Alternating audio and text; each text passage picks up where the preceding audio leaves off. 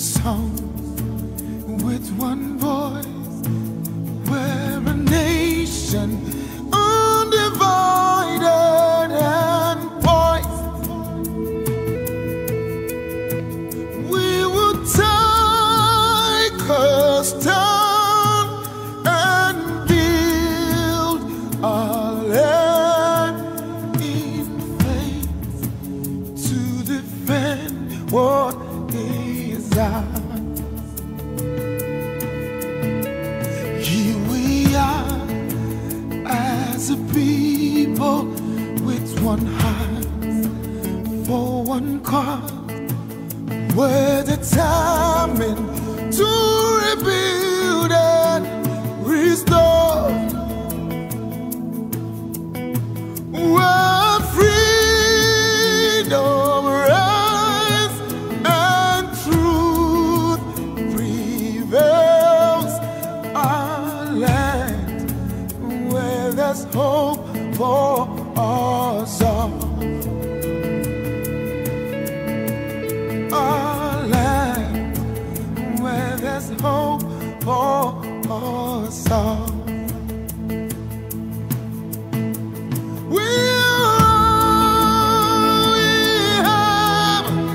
We'll defend our land. We believe in this nation, and we know we'll get there. We'll defend our land. We believe in Nigeria and the promise she holds, and that one day we'll shine like the sun. We're a great nation.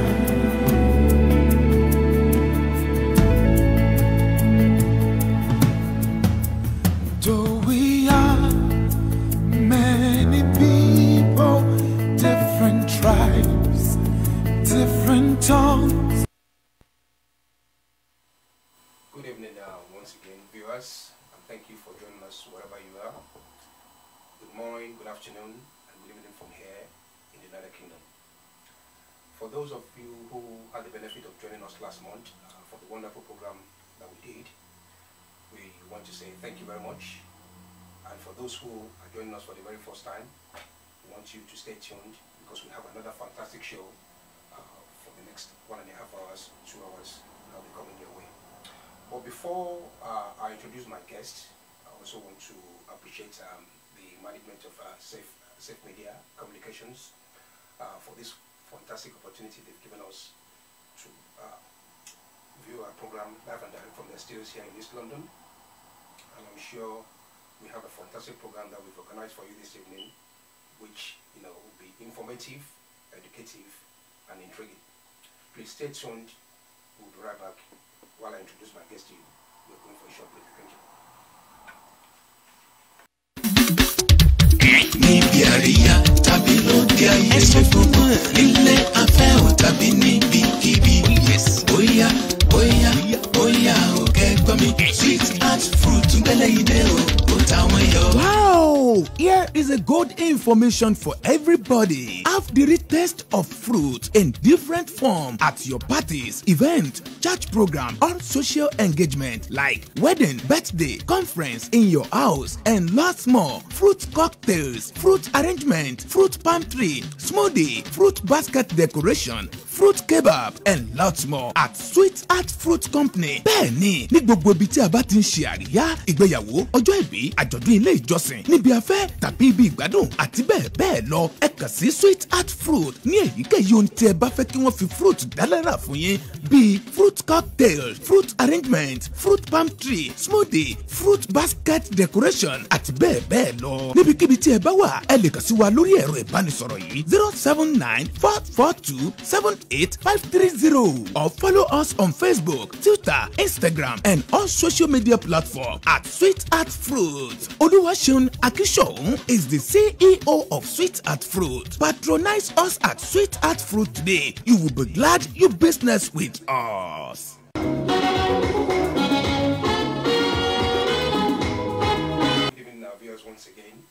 My name is Deacon OBANLEOWO, right from our studios here in East London.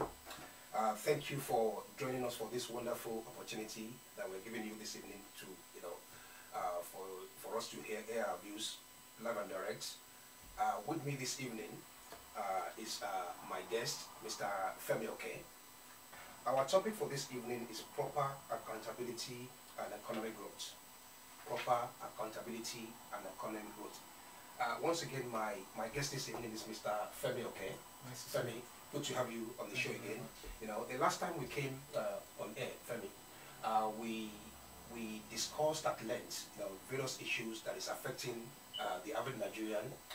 We also went into details the reason why, shortly after independence, we had this, problem with the NSAS, which, unfortunately went out of control. We know the aftermath effects, and we thank God that, the situation has been under control. But in terms of our topic today, which is the economy, what has been the effect of that, the aftermath effect of what happened a few weeks ago on our economy, as it is presently? Well, that's a very good question that you should raise, Mr. OBANLEOWO. We're already in a dire situation. We're just coming out of recession. That is the Buhari regime had just come out of recession, and we're having slow growth. And then we got hit by the COVID pandemic, which closed everything down, and we were on lockdown for several months, and that led to another kind of slowdown, which is we're now in recession now, as it were. But then if we now add on the end SARS protest, that locked down a lot of cities, especially in southern Nigeria. People were not able to go to work to earn a living. People were not able to go to hospitals and whatnot because the roads were being blocked by what many see as justified protest at the brutality of the SARS police. But then we had the incident in Lekki, which was is still being investigated, where there were shootings and deaths. We're not sure the magnitude of the deaths, but one life lost is one too many. And in any case, the aftermath of that shooting was pandemonium everywhere, chaos, anarchy, rioting in the whole country now. And so there was a pent-up anger and frustration amongst the youth anyway, who are unemployed, nothing to do, and ASU strikes, so they can't, many of them who are supposed to be in universities are not even in school. So it kind of took it out on the whole economy. So now, you got COVID, then we had protests, and then we had riots and looting. Wow, it's no wonder the economy is going down, you understand? But I'm glad that peace has reigned now, and we're getting some form of normality. Right. And because we're a young, vibrant nation, there's every chance, as the Minister of Finance has said, and the CBN Governor, that by the first quarter of 2021, we're like to be out of recession and be growing again. The level of that growth is something that is left to be desired. We're not sure how. It'll be very, very slow, but we'll see. Thank you, Femi. To our viewers, let me just give you a quick reminder. As we normally do in the studio, we always like to give the viewers the opportunity to call in to make their little contributions to whatever we are discussing in the studio. Our number, the studio number is +44 203 774 7220. +44 203 774 7220. That is the studio number for Safe Media Communications here in East London. Femi, thank you for that wonderful opening. The situation in Nigeria now is of great concern, most especially the economy. And if you look at the situation regarding the Naira itself, the Naira is so weak that a lot of people are saying, how do you build an economy that is sustainable with the Naira at its weakest? And if I have to look inwards into an article which I came about few weeks ago about what the former Minister for Finance under the Buhari regime, which was during his first dispensation. This was Kemi Oshun. This was an article that she wrote going back in 2017, in which she said, when Nigeria's government took office in 2015, we discovered we had a mountain to climb. Systemic corruption under the previous administration had depleted the public finances. This meant that when the oil price plummeted, Nigeria was hit hard. She even went further to say, the oil price fall also demonstrated the desperate need to continue efforts to diversify our economy. We may once have been one of Africa's fastest growing nations, but that growth was not benefiting the people who it should, ordinary Nigerians. Femi, what is your stance on that? Yeah, there's a lot of truth in what the former Minister of Finance, Deacon, said. And so we are at that situation again. So the fall in the price of oil during the earlier years of President Buhari was due to many factors. Whatever the case is, the price of oil was going down. Yeah. With the pandemic, the price went down to, historic levels. So it's like a double whammy. So you were coming out of recession, and then all of a sudden we've gone down again to another low. So a nation that is predominantly a single mono economy of oil and gas, it's always going to be hit when these kind of situations happen. So we can say we want to diversify all we like, but my problem with that is that if we put in the means of production squarely in the hands of government, it cannot be successful. So if we are hoping that government is going to be the one to diversify the economy, that's a recipe for disaster. It will never happen. With the dwindling resources and multiple competing priorities, gaping holes in the infrastructure development gap, teeming poverty, hunger, education deficit, housing deficit, health deficit, where is the resources for government to diversify?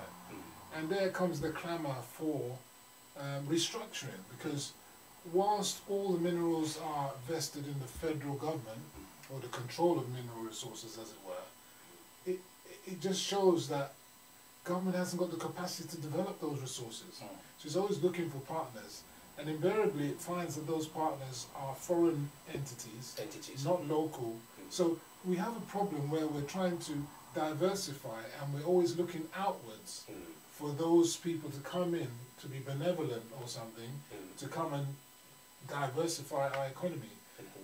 With the other factors of security or insecurity, if you like, lack of transparency, lack of accountability, our poor judicial system, poor infrastructure, road, power, water, and whatnot, there's not much incentive, really, than just the returns, or the possible gigantic returns that you're possibly telling people you can gain from investing in Nigeria. But as I've always said, a country that concentrates on raw materials, or even agriculture, is never going to be a success story. We're in the digital age. Those kind of economies are subject to the vagrancies of commodity prices. We'll never succeed if we're going to be just depending on diversifying to other commodities or agriculture. We need to move into technology and all sort of other things. So at the end of the day, we are between a rock and a hard place. Fabi, it's a good thing that you mentioned technology. And a lot of our viewers will agree with you that when we're talking of technology, even the basic Wi-Fi, in terms of the mobile phone network coverage that we have in Nigeria, it's the situation is so bad now that even to connect to a local network, it seems to be a problem. You know, is the government not doing enough to make sure that we have enough capacity to we have privatized telecommunication center. Thank God for that, because during the days of Nitel, it was pretty hopeless. The thing is, I'm wondering that what's happening with our communication center, because at the end of it, we're now having 5G. Are they not rolling? I haven't heard of the government rolling out licenses for 4G or 5G. So when are they going to start issuing those licenses so that we can improve the sector? So there needs to be more, opening up of there and bringing in more competitors, if you like, opening up the communication space for more competitive pricing, more better products and service delivery. There should be more penalties for poor service delivery, and also for increasing the network and ensuring that we get Wi-Fi and communications all over Nigeria, because you could be in certain parts of Nigeria, where there's no coverage at all. There's no coverage at all. Yeah. Thank you, Femi. Viewers watching us from wherever you are, good evening to you once again, all our viewers. My name is Deacon, and with me in the studio this evening is Mr. Femi Oke, a public and a political analyst. Femi, I want to still refer back to this article which Mrs. Kemi Adeosun wrote a few years ago, and there are still some things of which are of interest which he highlighted in the report. He said, while some of the richest people in the country have long evaded paying their fair share of tax, we accept that the system has not always facilitated tax collection. Many who would otherwise have paid the correct amount of tax may not be fully aware of their liabilities. This is why we are granting this opportunity. Similar schemes have shown to work internationally, and the government anticipates to be able to raise about $1 billion from the past missed tax. Femi, for the benefit of our viewers who don't actually understand, what it means to have a proper and efficient tax system, could you explain to our viewers the difference between tax avoidance and tax evasion? Okay, so tax avoidance is not in all countries, in most countries, it can be legal. It's allowed. Where you're trying to minimize or mitigate your tax liability through legal means, as it were. Tax avoidance or evasion, if you like, tax evasion is evading tax illegally. So that means you've got tax liability. You're not declaring your assets, for example. You're not declaring your income. So you don't declare your income. You don't declare your assets. You don't do your annual tax returns. You don't register with the tax authorities what you're earning, and there's a tax liability on that, and you're evading that tax. That is a problem. That is a problem. Yeah, now, Femi, what are the measures do you think the federal government can have in place to make sure that we have a fairer tax system that is affordable and that is seen as fair? One of the first things that I think the government should do is roll out, similar to BVN, your tax number. Here we have national insurance numbers. There's a thing called a TIN number, tax identification number. But it's not like a compulsory thing. You have to go and register, and you know, as most of us Nigerians, that whenever you have to engage with government services because you need something, it's very cumbersome and very difficult to do so. And then in the end you give up. So to even get a TIN number has become difficult for some people, but I think they're simplifying it, and also for people to understand the actual way that tax works in Nigeria. So if I could just simplify it, it's that you have corporate tax, which is business tax. So if you've got a business, your limited company, a PLC or a partnership or whatnot, that's corporation tax, and you get registered for that. And those taxes on those businesses are paid to the federal government. Absolutely. Whereas your individual tax, so as an individual, as a working person, if you're working for a big company, you normally get what they call PAYE, which is like tax, PAYE, pay as you earn. So your company pays a tax on your behalf, and that tax goes to the state government.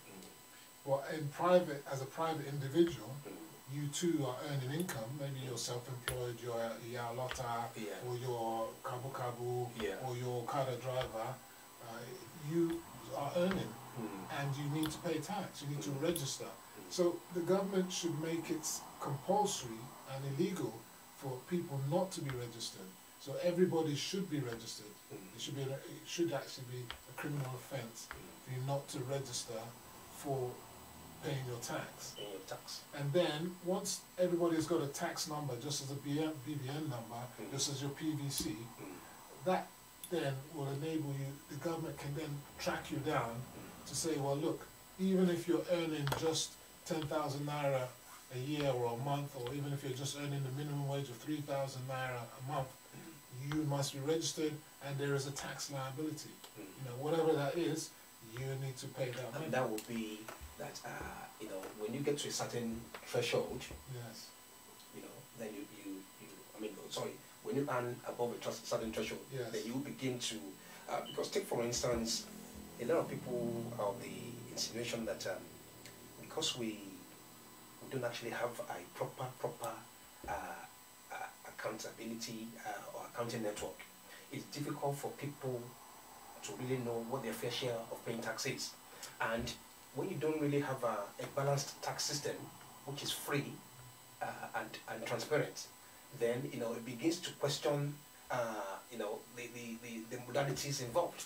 Well, the thing is that if you, for those who are educated and access to the internet and whatnot, you can go onto the FIRS website, and it's got a calculator on there, and I think maybe after the show we may put a link on the Safe Omega website, where people can link onto that website and do a calculation of their tax liability, and it will give them the breakdown that if you're earning a certain amount of money, this is what your tax liability will be. It's out there. But then in a country where how many people have access to that technology? Sorry, let's take our first caller. Yes, good evening, caller. Thank you for calling. Where are you calling from, and your name, please? I'm calling from Hitway. My name is Esther. Good evening, Esther. How are you? Actually, I would like to have a question. Okay. And my question is, regarding the registration for the taxpayer, according to what Mr. Penny just said, how do you think that the government can be able to register all the people in Nigeria? Because our systematic doesn't seem to be good enough to register everybody in that country. So I'm a bit confused for him saying that we need to get the registration done. So can you please put more light to this for me? Thank you. Okay, thank you. I think the laws in, thank you Esther for that question. I think the laws in Nigeria are that everybody is supposed to register in any case. All tax earners, all income earners are supposed to register. And you don't register with the federal government, but you register with your state government. So you need to go to your state Inland Revenue Service. So Lagos State will have Lagos Inland Revenue Service, Ogun State Inland Revenue Service, and so on, Akwa Ibom. Whatever, across the 36 states, and that's, so wherever you, in fact, the way it actually works, so that we can be clear, you pay tax to the state where you're resident, not where you're working. So, for example, people live in Nasarawa State and they work in Abuja. So, though they're earning their money in Abuja, they live in Nasarawa. So their taxes has to go to Nasarawa State. So they need to register in Nasarawa State. So you find a situation where you find that people's taxes are being collected where they're working and goes to that state, and not being remitted to the actual state of residence. Right. So that is actually where it's supposed to go. So it's quite a bit complicated, but I think we need more information, and the Inland Revenue of the states and the government needs to encourage people on a daily basis, do education sessions, go to schools, go to offices, go to marketplaces, encourage people to do so.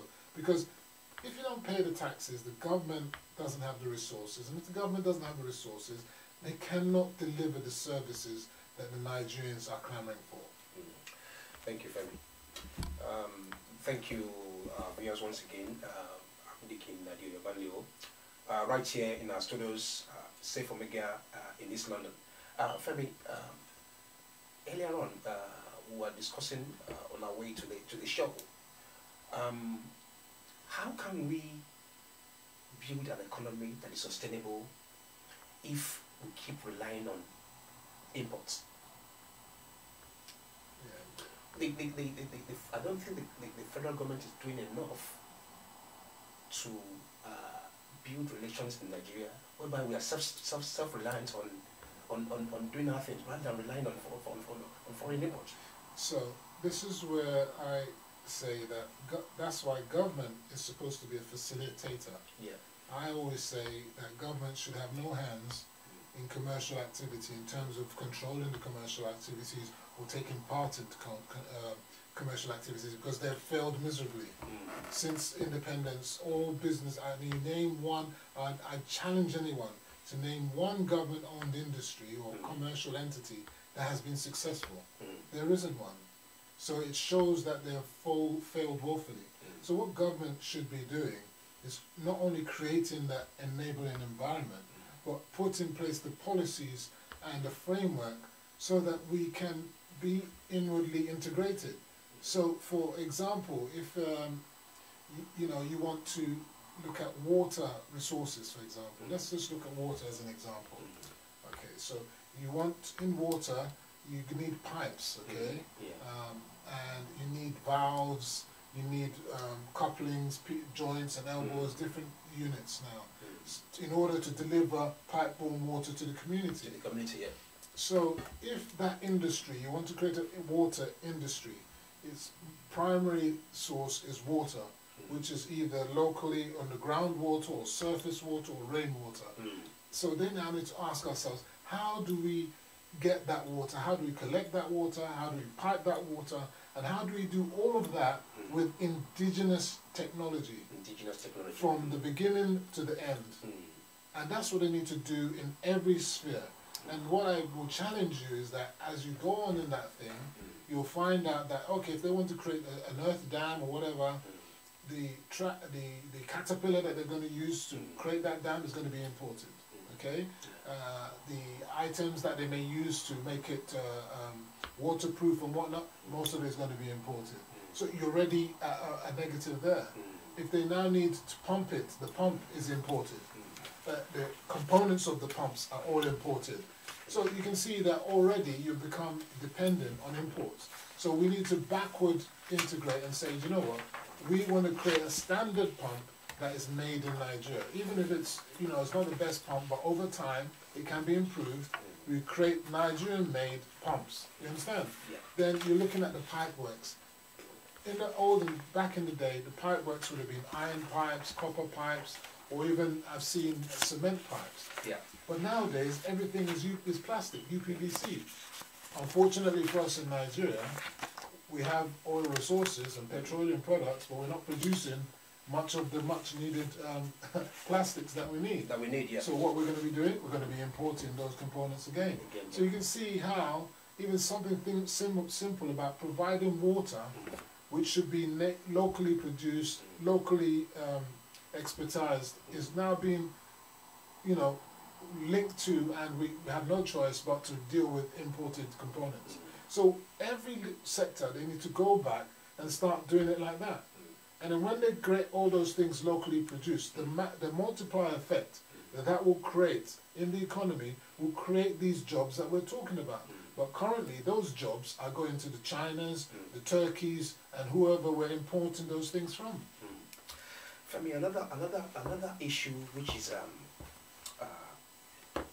so crucial that I want us to discuss in detail is when we really talk about, the measures or what needs to be implemented before we can get the economy going again. The only thing people, always make reference to is agriculture, agriculture, agriculture. How about you know, investing in the construction industry? How about you know, other sectors?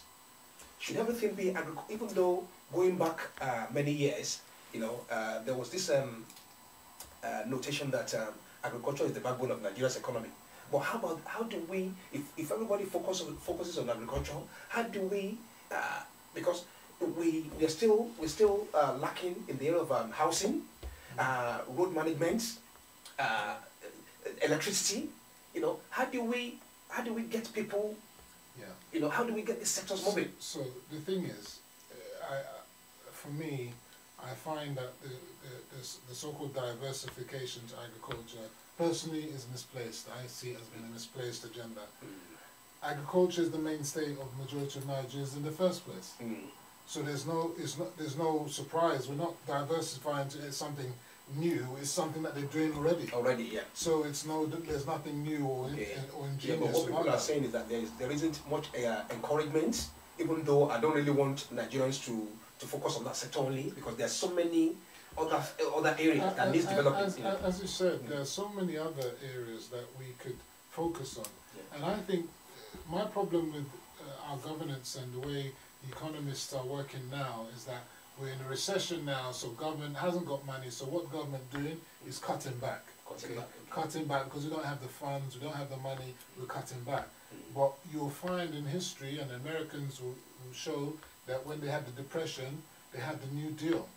You need to inject funds. In the UK now, we're going through the worst recession in 300 years. They're borrowing money more than they've ever borrowed before. Interest rates are so low, it's encouraging governments to borrow.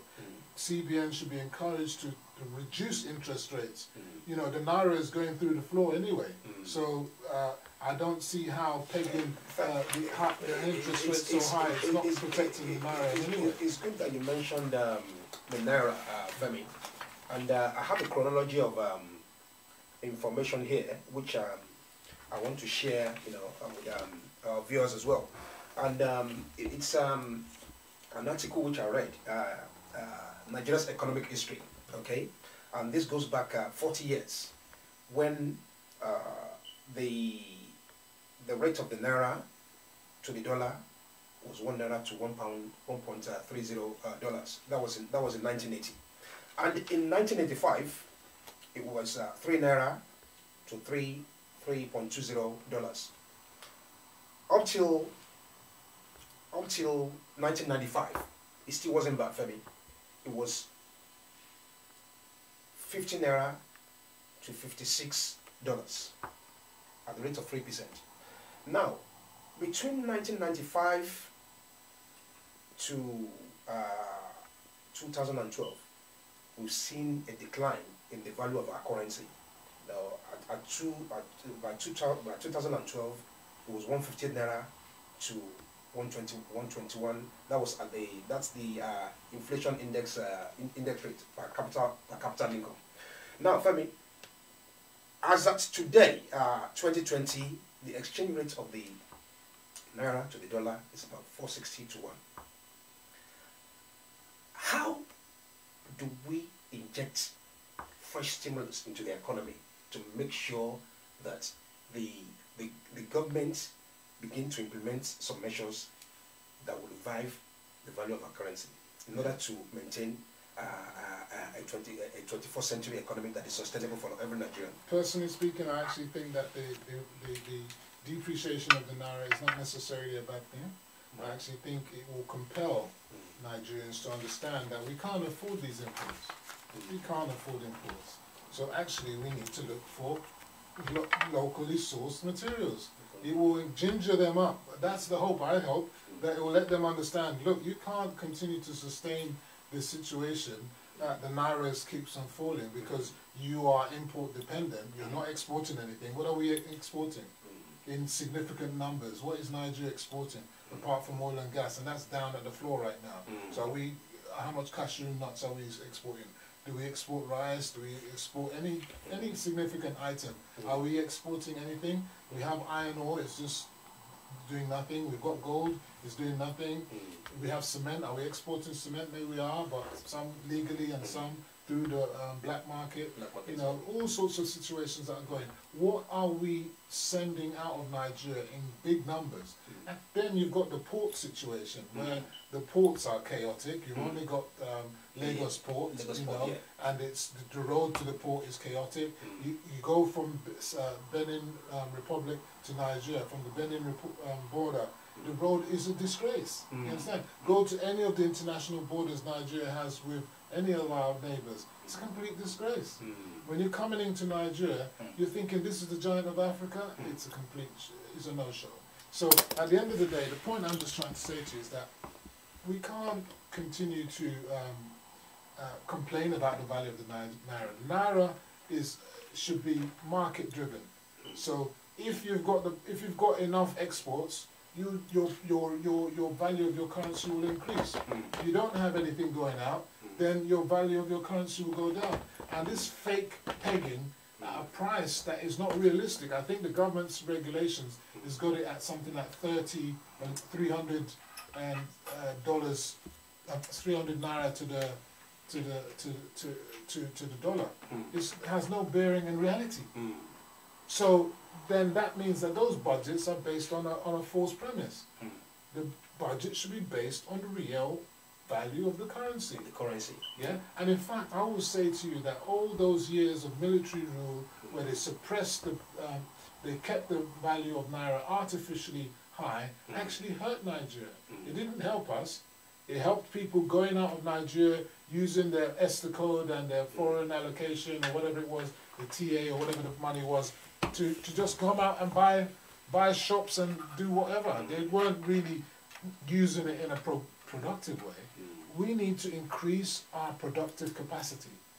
Government cannot increase productive capacity.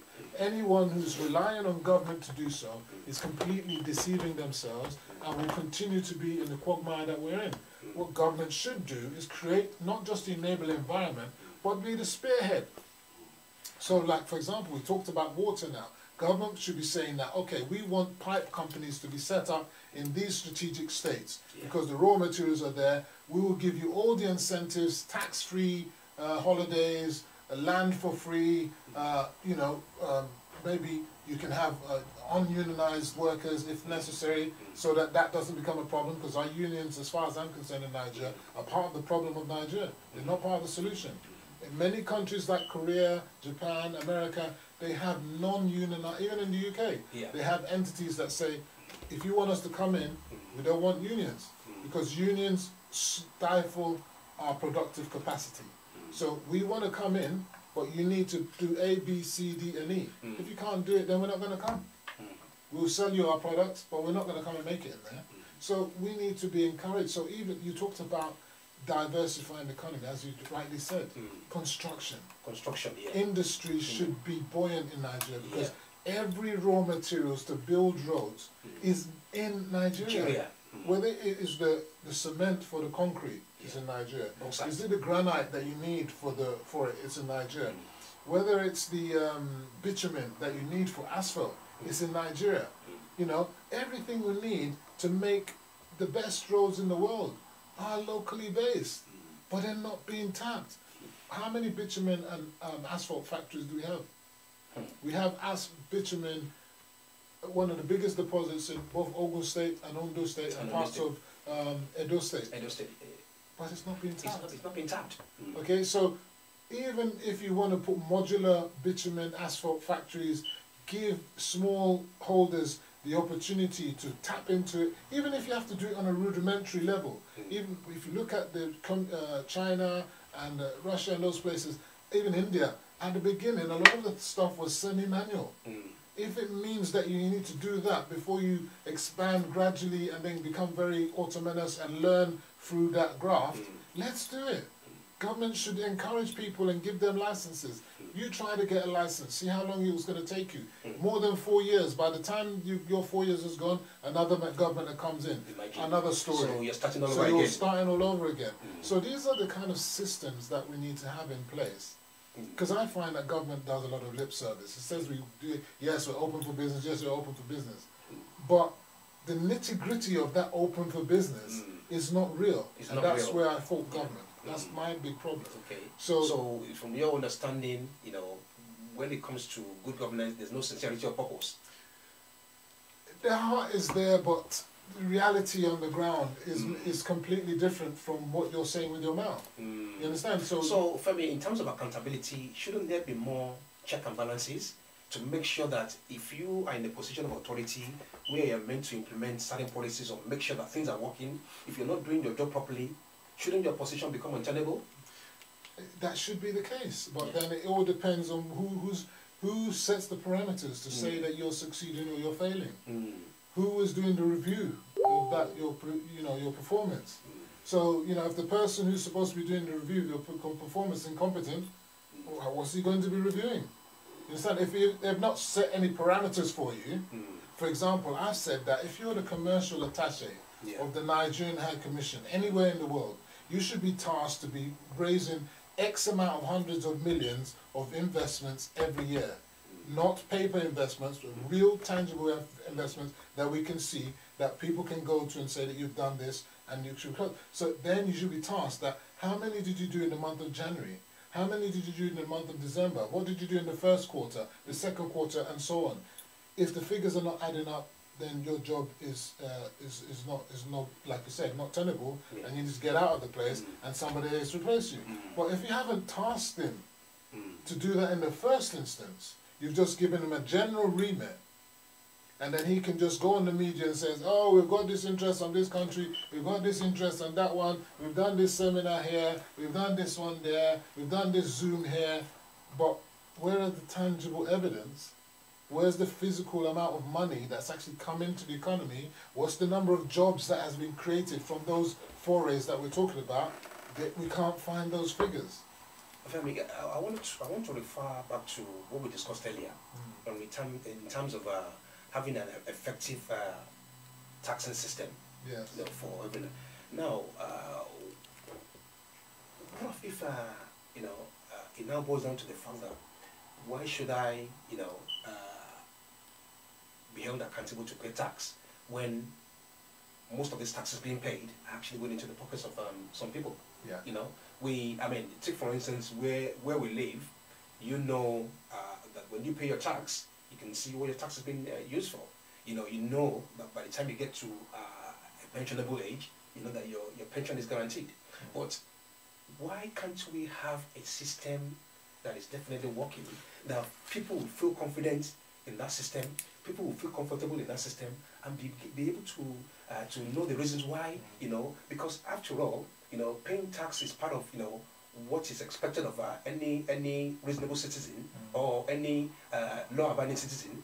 But when you now have a situation whereby, there is no proper accountability with what you're paying, then, people are bound to be resentful, aren't they? Yes. So I understand this is what we call the chicken and egg situation, where you say, why should I pay my taxes when they're not building roads? Yeah. Why should I pay my taxes when they're not doing schools? Why should I pay and I can't go to the hospital? Why should I pay? Why should I? Yeah. However, I will say to you that Nigerians, from my experience, want something for nothing. And why do I say that? Because they're not paying their taxes. They're not paying their taxes, but they're complaining that government is wasting the money. But it's not their money. Because government's money is not coming from the citizens. Let's tell the truth to ourselves. What percentage of government revenue is coming from taxpayers' earnings?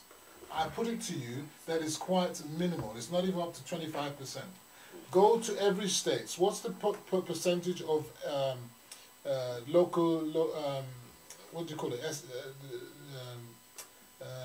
The local money that they make at the states, internally generated IGR, right? What percentage is IGR of their budget? You find that the majority of the budget is actually from the FAC allocation from federal government. Every month, yeah. So let's say, for argument's sake, 65% to some states, maybe 80% of their revenue is coming from FAC. What makes up FAC revenues is mostly the money from oil and gas. And then you've got customs, VAT, and so on and so forth. So at the end of the day, those states that are complaining that they're eating our money, they're not eating anyone's money. They're eating the money from the oil, the multinationals that are remitting to the federal government, and that's the money that's coming down to you and me. So the percentage that you and I are paying is minuscule. So we're wanting something for nothing, and that's why we're getting nothing.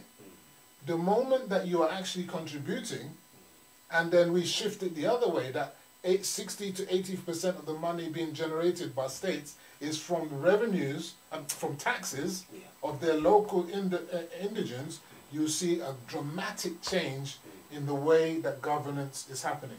And I put it to you that it's about lazy governance. That's why some of these governments don't want to be accountable, because they don't want to be collecting those money. They feel ashamed to collect those monies, like you said, because if they're using the money in illegal means and, you know, putting some exaggerated projects over the overpriced projects and whatnot, and not delivering any service, so they don't even want to collect those taxes. I mean, I was looking, let me give you an example. I was looking on a platform the other day, and in that platform they said, oh, the Ministry of Environment, for example, is looking at creating, is going to collect 1.8 billion, I don't know, 1.8 billion. Astronomical figure. No, 1.8 billion is reasonable, really, for a Ministry of Environment for a state. Yes, but they're saying they're going to spend that money. That's what they've put into the budget. That's what they've put to the House of Assembly in the state. 1 point something billion. So that money is going to come from the state government.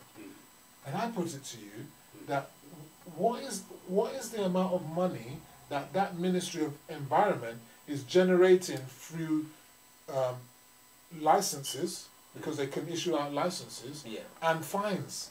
Because they should be given fines, because I'm sure a lot of people are contravening environmental standards and whatever. What percentage of that 1 point something billion is actually going to be generated internally? Instead of going cap in hand to the governor for money. And I put it to you that the percentage that they're going to produce is going to be less than 10%. And that therein lies the dilemma of everything that we're saying in Nigeria. Whether it's the federal government, whether it's the state government, or government parastatal, wherever it is, they want something for nothing. They go for handouts. They go out with their hands open. But they're not putting their hand in their pocket. They're not putting their hands in their pocket. The machinery is in place for them to generate, funds which should be able to take care of this, their needs. So what internally? So what happens is that those funds that supposedly for the fines and the licenses are what I call Iguje. That's the one that when they collect them, that goes into their pocket. To their pockets. So therefore, it's not remitted to the state. So therefore, there's no knowledge of what's happened. So when you ask them what was generated, it's always going to be, we can't collect, it's a paltry amount.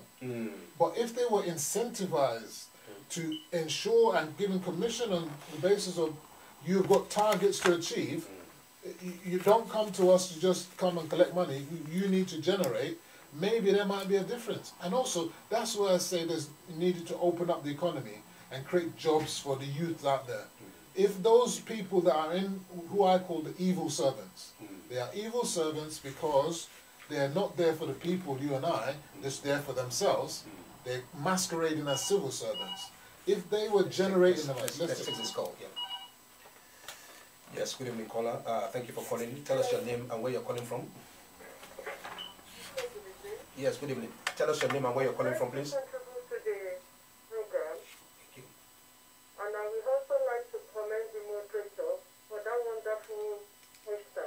Thank you. Well, my question now is, the taxpayer. I don't think many of the civilians in Nigeria know the importance of the tax. And that is the most reason why many are not even paying the tax. Can you please explain the importance of the tax so many of the civilians in Nigeria will understand how important it is when they know the benefits, the importance of the tax? Maybe they could be encouraged to pay the tax. Thank you. Thank you. Thank you for that question. We didn't get your name. So your name, please, madam? Oh, she's done. Yeah. Okay. Femi, yeah, please. Yeah. Yeah, I think it's important, and I think one of the why they said Lagos is working, if you like, there's this mantra that Lagos is working, because Lagos managed to increase its IGR tremendously, and that was as a result of people seeing the work of government and then encouraging people to pay taxes. But I put it to you that, yes, that is a good point. You need to see the workings of government in order to encourage people to pay taxes. But in the same vein, government must have an aggressive tax collection service, and there must be penalties for those who don't pay tax. You see, if you don't pay tax, don't expect good roads. You're in a country where we're diminishing revenues in the first place, and the infrastructure deficit. So how are you going to get good roads? Where's the money going to come from? The money doesn't grow on trees. You understand? People, whenever we hear figures, we think that, wow, how much is that money? But because most of the inputs are imported, and then the Naira keeps devaluating, of course, the cost will keep on increasing, exponentially. So at the end of the day, we need to look for local sourcing. You know, there was a story in the paper the other day, I mean, I don't know, on the media, that 81 million to cut the grass of the National Stadium. And people are like, I don't know how true it is, whether it's true or not, but it's been out there. So you want to give a budget of 81 million naira to cut the grass of the National Stadium. The one in Seoul there, you mean? No, in Abuja. In Abuja, okay. Right. Let's say, I mean, that maybe wasn't true. Maybe it is true. But it comes to the question of accountability, that actually, how much are they actually charging? Let's have those figures then, bring it out. Bring it out. And if it is on a kind of astronomical level like that, then you need to question that, who are the ones given the contract to do that kind of cut? Some people have said, I'm ready to go with my cutlass and we'll cut it for 100,000 naira.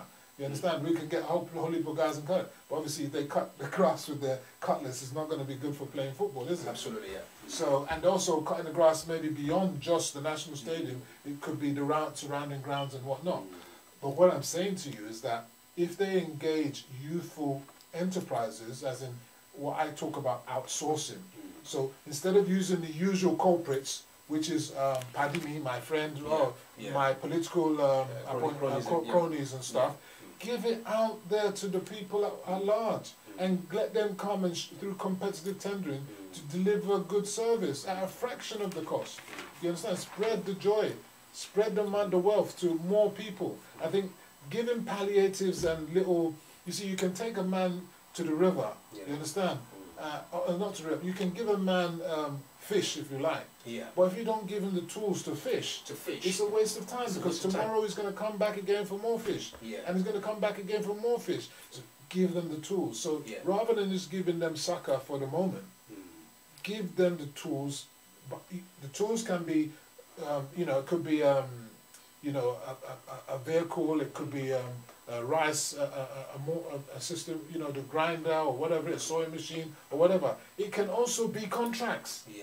Give the youths contracts to deliver service in their community. I've said to people that one of the biggest things that government can do is community work. Community work, So say to people that we want to do the roads in your community, but we want to do partnership with you, the community. You, the community. So you, the community, bring 50% of the funding, and we will bring 50%. Government, and then you, the community, are the ones who are going to do the work yourselves.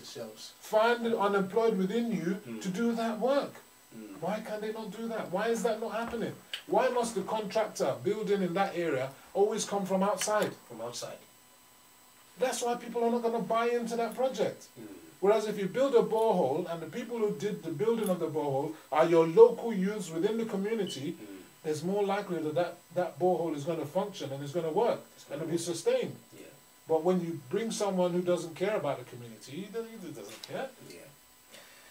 Femi, takes us to the next question which I want to ask, which is, if we're really serious about building an economy that people will be able to see and say this is an economy that is really working, the number one priority is for the country to be able to generate electricity. And electricity is something that has deluded the average Nigerian for so many years. The plumber, the electrician, the barber. You know, I've been to so many barbering shops whereby, you know, an haircut that shouldn't cost more than 200 naira is costing an average Nigerian 500 naira, 1,000 naira, because the barber doesn't have the facilities at his disposal. He needs to buy a generator. He needs to fuel the generator. So all these kind of things are not helping the economy to grow. Femi, what do we need? What does the government need to do to make sure that the number one priority in terms of moving the country forward is generating enough electricity that will be enough for the entire country? Look, the thing is, I want to say good things about the government, and the government is trying and whatnot, but we must tell ourselves the truth. The truth, yeah. We must tell ourselves the truth. And what is the truth? Yeah. That a nation of coming 210 million, 210 million, because people always fixate themselves with 200 million and think it's a static figure. Population is never static. Every year we're incrementing and incrementing. So if in 2015 we're 200 million, you've got to believe we're at least 210 now. Yeah. So what I'm saying to you is that South Africa produces 47,000 megawatts of power. Their population is not even up to 60 million. They're 40-something million, if I'm correct. Nearly 50 million. Okay, but they're producing 47,000 megawatts. We're barely touching 6,000 megawatts. That 47,000 megawatts is not even enough for South Africa. They're now having blackouts that they never experienced during the apartheid era. Well, that's because power is being shed more to the majority population now. So the demand is so much more, and they've got more industry, that 47 million megawatts is not enough for them. Egypt produces vastly more than we do. Ethiopia, the same. We've been talking about Mambila Dam since 30 years now. Not a single brick has been laid. Okay? So that's what I'm talking about, priorities of government. So for one, government involved in power, I'm not a supporter of it anyway, because I've failed so many times. But they should make the enabling environment to allow the private sector to thrive. They tried that through the privatization process. However, that privatization process, to me, was not transparent. Wasn't transparent, and it was a privatization to friends and cronies, to people that we've never known of before who have any interest in the power sector. And it's not. And then the sort of terms and conditions that it's been clothed in doesn't allow it to operate optimally in a commercial setting. So you create mini monopolies. So before we had, NEPA was a monopoly. But now you run Ikeja Disco is a monopoly. Ikorodu Disco is a monopoly. Ibadan Disco is a monopoly. So it's ridiculous. How do you expect them to perform when there's no alternative? Because if I know that Edo Disco is not performing, I can go to Benin Disco, for example. Then I'll tell them to get lost, and I'll link up to the one that's going to supply, isn't it? So we need to stop having this monopoly situation. The whole thing needs regurgitating. And also, you must allow competitive prices. Because once you control the price of a commodity, they're not going to be efficient. And that's what's curtailing them. And then government still owns shares in these companies. Government needs to take its holdings off.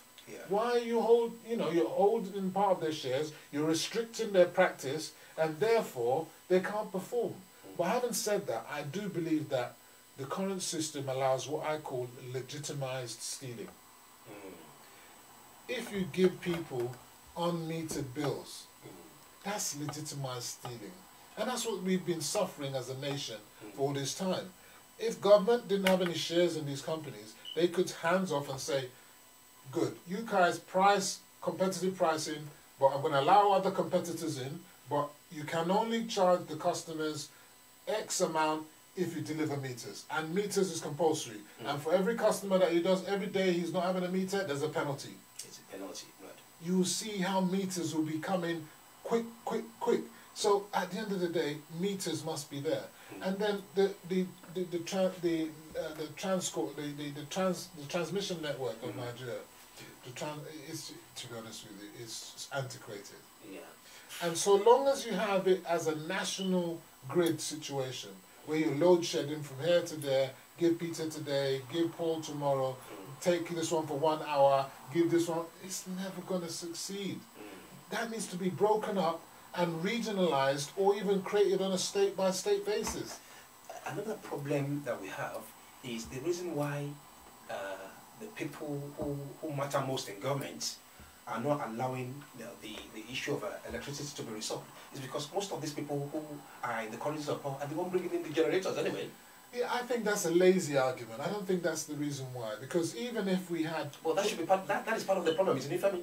No, I think it's lazy. I don't think that's the real reason. I think that even if we had constant power in all the cities, you got to ask yourself, why hasn't every state capital got 24 hours electricity? Forget about the nation as a whole. Yeah. State capitals, commercial centers of every state should have 24 hours electricity in 2020.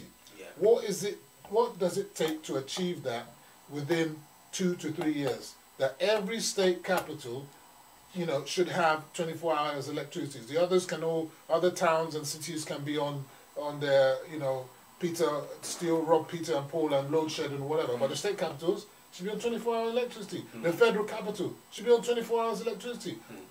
I can't believe that we don't have the technique, the technology, how can I put it, the expertise, if you like, that cannot solve that problem in this 2020 to say we need to rejig the system, and if it means new legislation or whatever, let's do it. The system that we've had was failing initially. The rejigged privatization has also failed, so now it's time for us to do a new one. So I blame the legislators as well. We can blame the executive as much as we want, but this thing is also in the hands of those who make our laws. They made this failed privatization law in the first place. So they can also amend it, they can change it. They can change the law, they can amend it. What is it that's going to take for them to do it? Or is it that they are benefiting from not having it changed, like what you're saying? Maybe that there's a problem there. So you've got to ask yourself, what is the priority of our legislators? And that's why many Nigerians don't call them legislators anymore. They call them legislators, that they're looting the covers of the nation. And if I was a legislator, I would be ashamed to put my face out in the public, knowing that people look at me as a looter. They don't see me as someone constructive that's making laws that's going to change their lives. Whenever it's time for deliberations, they take their time and drag their feet. We're talking about electoral laws and amendments. That was in the laws now, that they want to amend the electoral law. We don't have diaspora voting, so we in the diaspora, we're not voting. Are they going to put us in for diaspora voting in the new electoral law? Is there a section for that? That's why the fact that we, the ones in diaspora, actually contribute to the economy of Nigeria. They want our money. Sure, they didn't want us to come over because of COVID. They said don't come because of COVID. But I'm sure they're not saying don't send your money. They want our money, but they don't want our votes. Can you see? Does that make sense? In the 20th century, when countries like Kenya, Ghana, other countries, they can vote. South Africa, they can vote in the UK. This is ridiculous. Absolutely. This is ridiculous. And we still see ourselves as the giant of Africa. But the big thing about this legislation, about the electoral law, is that how do you make our legislators accountable? And you know how that is? It's by knowing how they vote. How many times did he attend the chambers? That information is not readily available. Why is that? Because they don't want accountability, they don't want transparency. So they have failed this nation. It's about time that we change things. You see, so why haven't they created a law that says that the register of attendees to the chambers must be made public every day? So me in my constituency can go online and say, okay, let's find out how many times my legislator turned up at the Hallowed Chambers this year. If it's only one, he's not getting my vote next year. Okay, when there were critical votes to be done, let's see how many times he voted, attended, how many times did he voted. Not only that, which way did he vote? That should be made public. Because as it stands now, when they say, how say ye, they say, those who say aye, those who say nay, you don't even know who said yea and who said nay. So at the end of the day, you cannot know whether your representative was for or against that law. What you are saying is a very, very, very important point. But don't you think the people who are actually voting are part of the problem as well? Because based on what you just said now, I think as the electorate as well, we owe ourselves that responsibility as well, to say, look, if you're not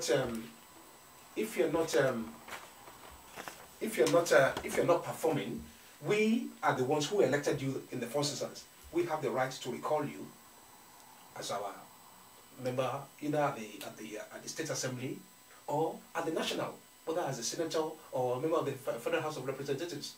You know, because they know that the moment they get elected, their 4 years is guaranteed anyway. You know, when we have some implementations that are workable, when we have some measures in place that can allow due process, yeah, but so what to be followed. Yeah, but what you in terms of bringing these people back. But what you find is that the legislation has been purposely made and to frustrate people's desire to recall their MP. You can see what happened when Dino Malaya in the last republic, they tried to recall him. What happened? Were they successful? No, they were not. Exactly. So the system is jigged in such a way to frustrate the electorate so that it will never work. Then you remember this was it a senator or House of Rep chap that slapped someone in the marketplace? Do you remember that chap? Yes, I remember. From one in the north. In the north, yeah. He has got the guile now. He was a PDP. He's now joined the APC. Can you believe that? And the APC have taken him with open arms. Imagine. Does that make sense in this day and age? Someone like you said who done that, who actually was found guilty for assaulting the lady in the shop, should have been stripped of his position and should have been recalled straight away from Parliament, isn't it? Absolutely. Yeah. Now he's got the goal to say, I'm joining APC, the ruling party. Our viewers, thank you for staying tuned with us. The number for the studio, once again, is +44 203 774 7220. +44 203 774 7220.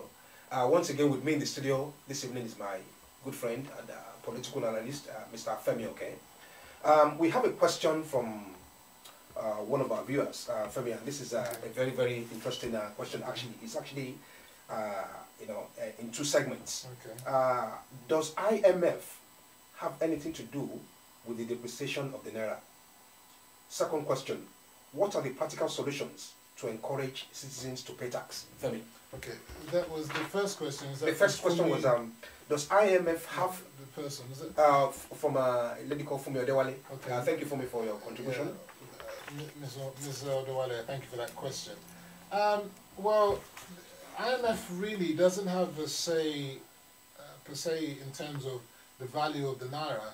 But what the IMF does is will give guidance, because we are a member of the IMF, so we do take loans from them from time to time. We're entitled to take loans. So in their decisions and advice to countries who are seeking loans from them, they give opinions as to what they feel are good economic practices and things what they think the government should do.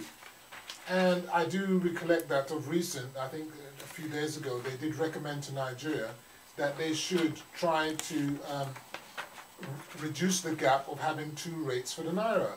And I keep saying to everyone that what the IMF is saying is quite right. They're not dictating what that rate should be, but what they are saying is that any economy that is running on 2 different levels of a currency, and there's such a wide gap in that currency, then those who want to invest in that economy are unlikely to make those investment decisions, because they'll be hedging on the arbitrage and on the thought that that rate, that if I go there today, it could be something tomorrow, And then what if the government says, so if I, for example now, I buy at, was it four, what did you say it was you said it's 460 to the dollar now.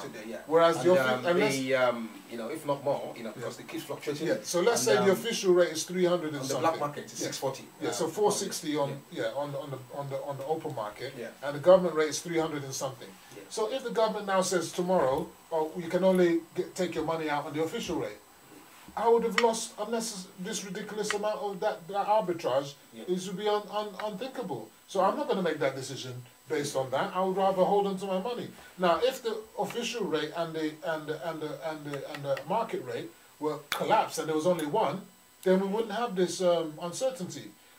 Having two rates creates great uncertainty. And the biggest enemy to any business investor is uncertainty. So that's a fact. So the second question that... the second question. Sorry, I missed that question. The second question, what are the practical solutions to encourage citizens to pay tax? You know, okay, so the practical solutions is education. Education. And it should start from the school level. So they should be going into schools to encourage kids to say, look, first of all, the idea of encouraging kids to go for office job, civil service job, that needs to be dispelled with right away. That needs to end from now on to forever. What we should be telling people is go out there to become an entrepreneur. You want to be a Bill Gates. You want to become all these Warren Buffett, all these type of people. Become self-employed, become a self-made man, go out there and thrive. Whether you want to start to become a tailor, whether you want to go out and be a mechanic, whether you want to be a carpenter, whether you want to be a builder, whether you want to be any of these handcrafts, use your hands, use your knowledge. Whether you want to be a cameraman, whether you want to make films, whether you want music, you want to do sports, whatever it is you want to do, go out there and do it for yourself. But then the first thing you must do when you want to go out there to make a living is register for tax. What you want to do is don't do like your forefathers did or your great-granddads and all those old fogies who have failed Nigeria miserably. Go and register for your tax. That, in fact, it should be automatic. That once you come to the age of 16 or 18, whatever the age, the legal age is in Nigeria to earn a living, you should register. You should be registered automatically. It should be done at the school. So at the school level, when you get to form the final year of your SSS, whatever it is, you automatically get your registration for tax. And you, in your classes, I know they have civics or whatever is this topic that they have in history, that will be one of the subjects. Become a responsible citizen. Part of being a responsible citizen is paying your tax. Another thing is that when you do pay your tax, look and make sure that the government is accountable and is spending your money well. So that's part of your duties. Pay your tax and also challenge the government about what they're doing with your tax. And if they don't do what they're supposed to do with the tax, get rid of them and vote in somebody else. So yeah, education is the first line of authority. And then they must put in simplified mechanisms to make it easier. If you go to any local government office, you should be able to register there. If you go to a marketplace, the state Inland Revenue Service should be almost at every marketplace. They should have an office there and encourage that if you want to have a store in this market, you have to be registered to tax. Have you registered? If you want to come to this taxi rank, the motor park, you know, there's so much, what the NURTW, the road transport workers. I see them as gangsters stealing money from people and saying they're collecting taxes on behalf of government. It shouldn't be given to them. In every motor park, you should have an official state Inland Revenue Service. And every driver, every Okada person must register with them. So those are the kind of things that we need to start doing. And these things don't take time to do. And it will create so many jobs for the unemployed youth. You know, if they create these jobs for people who are going to register people, who are going to collect the taxes, and then you've got people who are going to become accountants, cashier, people who are going to do help them do their tax returns for them. You understand? So there's going to be so much jobs for so many people. You know, accounting technicians and so on. So if you've got a complex situation, you need an accountant. Otherwise, you can use a normal payroll person who can learn how to do your taxes and simple taxes for you. And you pay your taxes. When you pay taxes, you're more likely to question government about what they're doing. you're more likely to make sure that you vote because you're not happy with what they're doing with your taxes. You're more likely to reward those who are spending your money well and then punish those who are not spending your money. But when you don't have any money in the game, you're playing a game, or they're forcing, you don't care what happens with the game. Absolutely. So budget is no big deal. It's no big deal. Yeah, but when you put your money on your stake, that's my stake, I need to see how because that you have a vested interest. You have a vested interest. So that is what I'm saying. Nigerians need to have a vested interest. It should be every Nigerian's desire to want to be paying taxes. I want to be paying taxes to show that I'm succeeding. If I'm not paying taxes, it means I'm a failure. Let's go for a quick short break.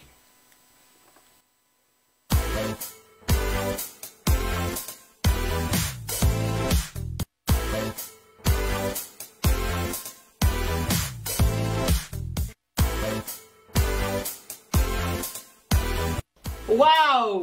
Wherever you might be watching me from all over the world, a warm greeting to you all. My name is Seun Akishon. I'm using this medium to introduce to you a powerful program on Safe Omega Media titled A Seed in Me. A Seed in Me. A Seed in Me. What is that seed in you that is yet to discover?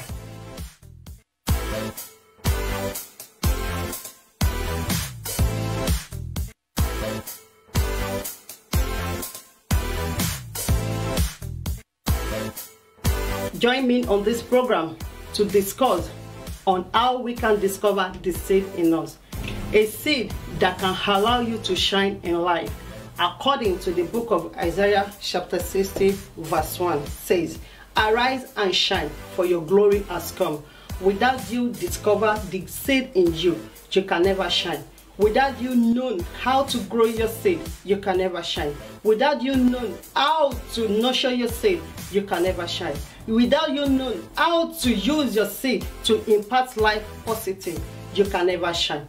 Join me on every Wednesday at 6 p.m. prompt on Facebook Live at Safe Omega Media. Thank you and God bless you. But tell a friend to tell a friend. Thank you.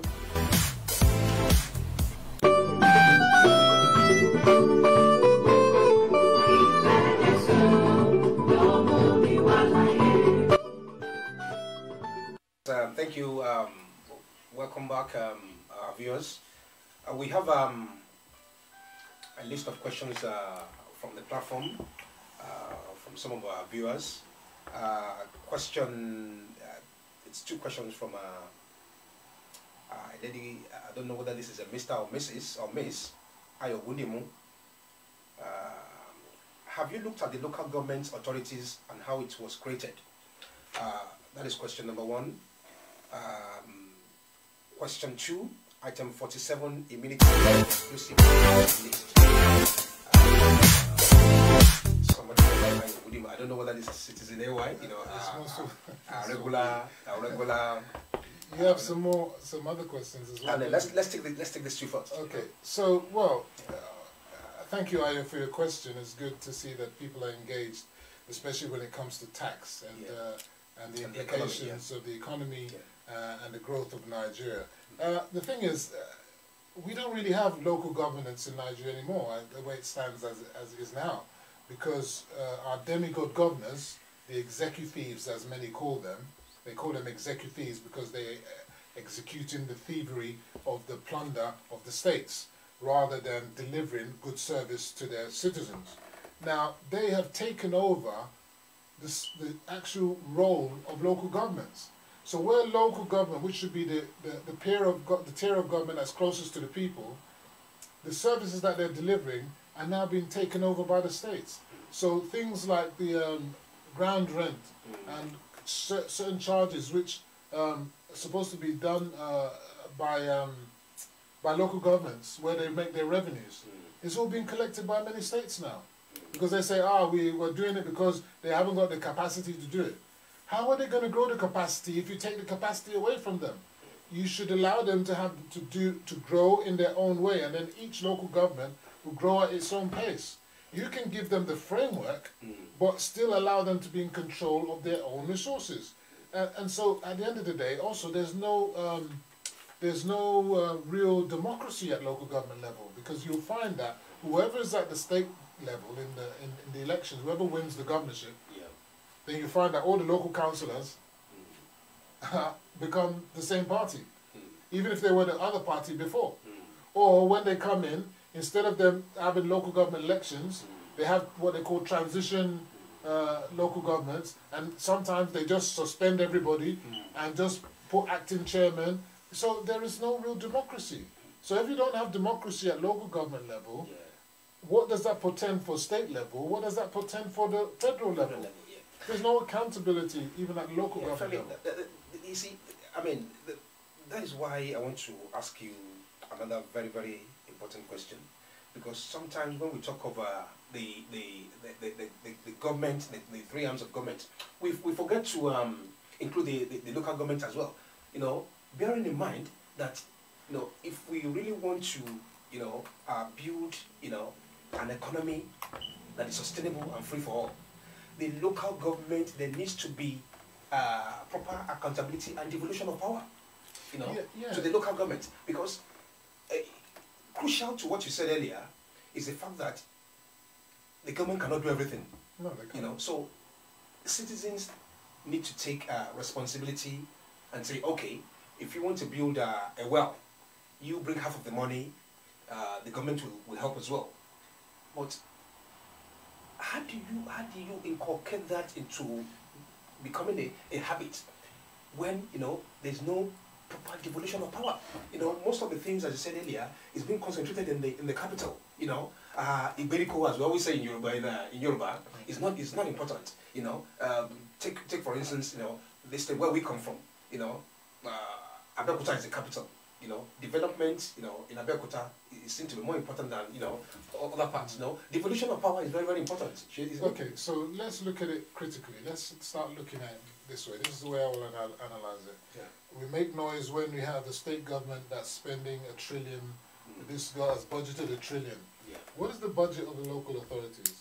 Do we have any local authority that's spending half a billion, even $1 billion? Let's call it $1 billion naira. Yeah, because the funds which are meant for the local government is coming through the state. Yeah, but what I'm saying is, we need to know what the budget is of the local authorities and how that begins to grow, so that they're going to be getting hundreds of millions of naira, for example. Now, there are local governments in Nigeria. So let's say the local government where Magodo is, for example. Yeah.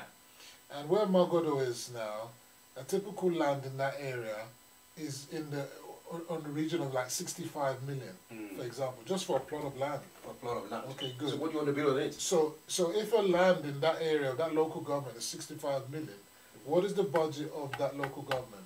So if that government is only spending, I don't know, in a year, 200 million, if it sold one plot of land, there's enough money for the local government to make money is going to make for 6 months or something. They don't have enough budget. That's what I'm saying.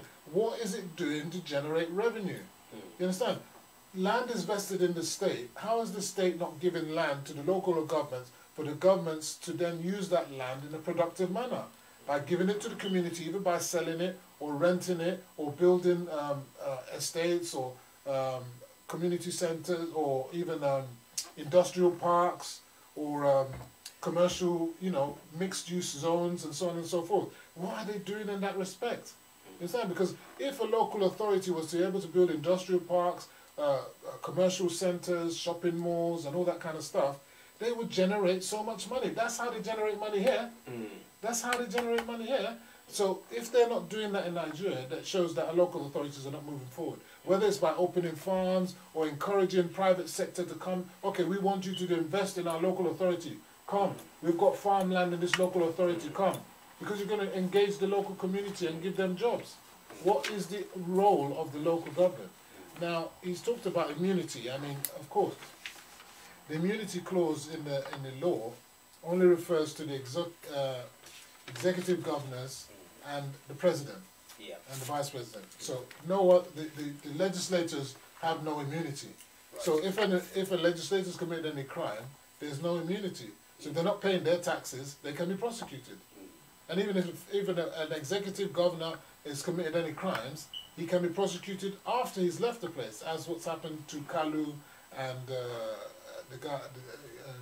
chap from Delta State and other governors, Ibori and so many others. So, you know, we thank God for that. There were two other questions, I think, from... no, that's it, you know, I think it was written on a different paper. Okay. You know, so we've dealt with that, yeah, Femi. Let's move forward. This article was actually written back in June by the Vice President. Okay. And he was trying to, you know, explain to Nigerians, you know, how while we revive the economy, you know, and he actually came up with certain things on income tax reduction, which is what we've been discussing, increased healthcare funding, and massive local production. Femi, this is what the Vice President had to say, you know, in the first page. Despite the challenges posed by COVID-19 pandemic globally, the Buhari administration will not relent in its efforts towards improving the country's healthcare infrastructure and economy, while creating more jobs for millions of Nigerians in different sectors, supporting small businesses, local production and manufacturing, as well as extending the social safety net for the most vulnerable in the society.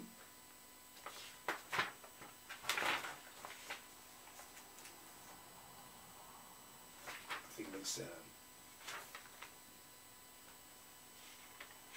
well. Let's. I think I missed a bit. You know. He went further to state on Friday that his participation as a guest panelist in the Manual's chapter Economic Sustainability Beyond COVID-19 webinar. Femi, I mean, this was in June, even before, you know, the whole fiasco started regarding the NSAS and whatever.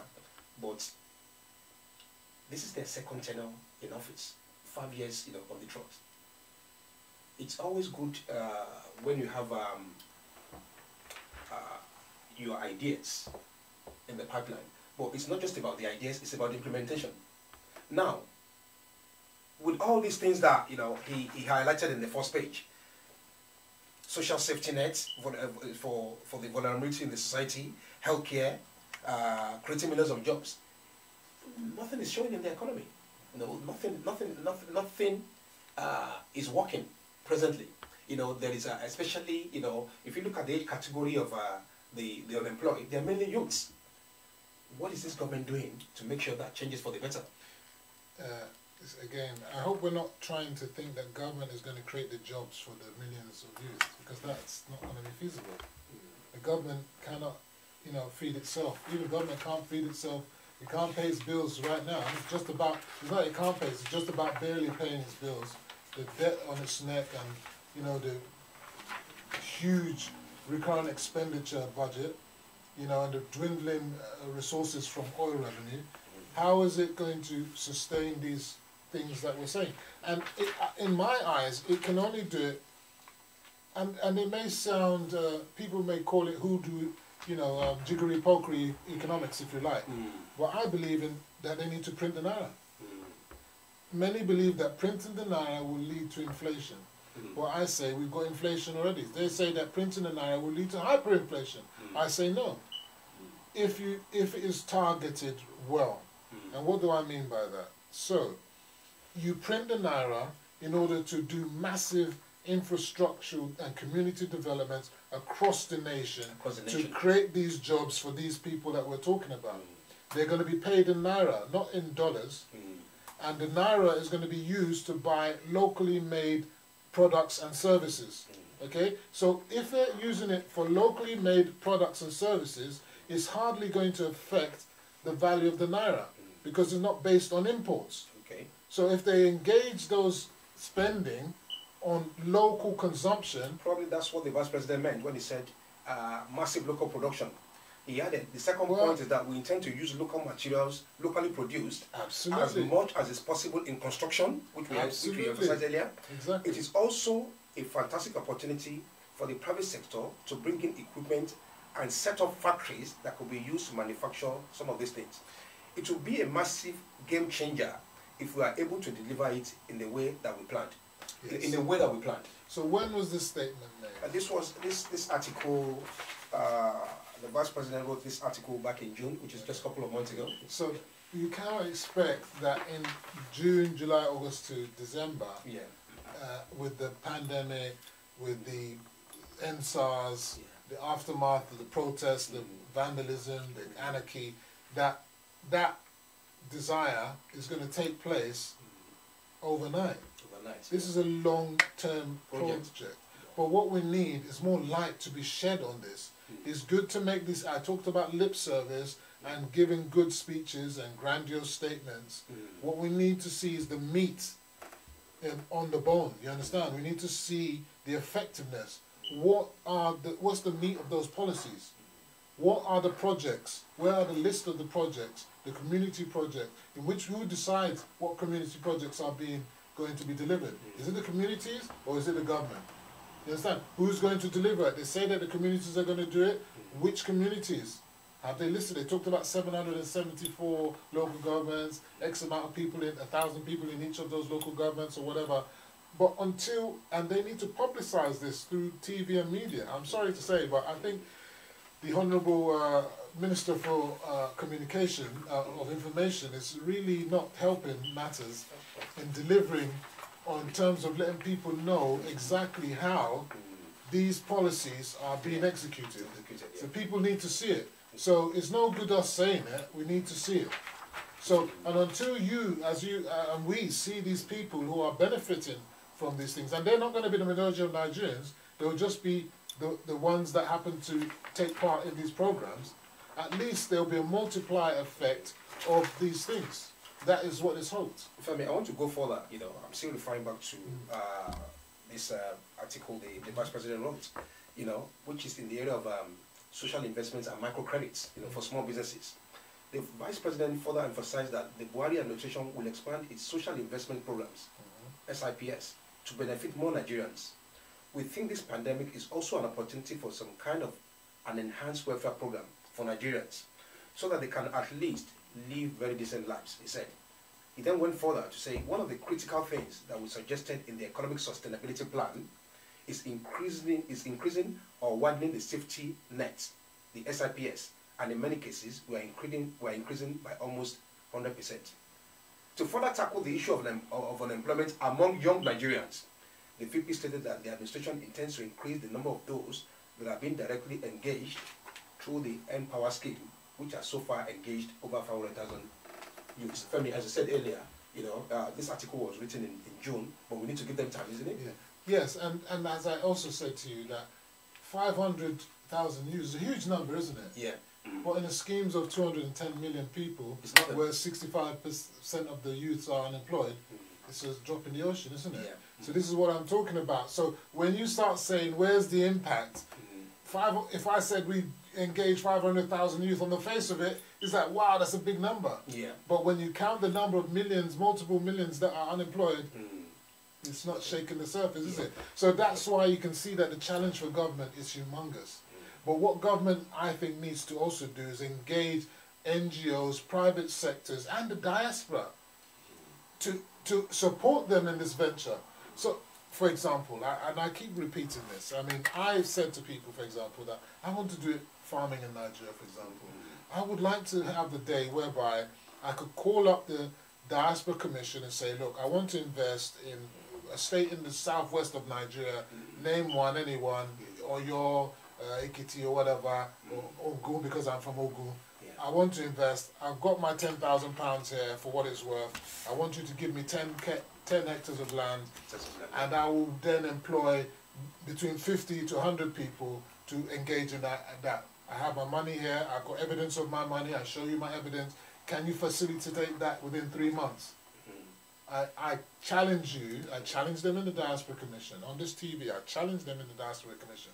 That is not possible today in Nigeria.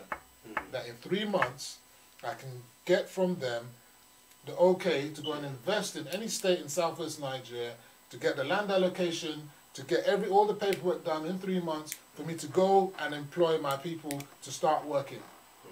It's not possible. It's not possible. So I can't do Not that. because You it's not can't possible, do that. but because we don't have a system in place.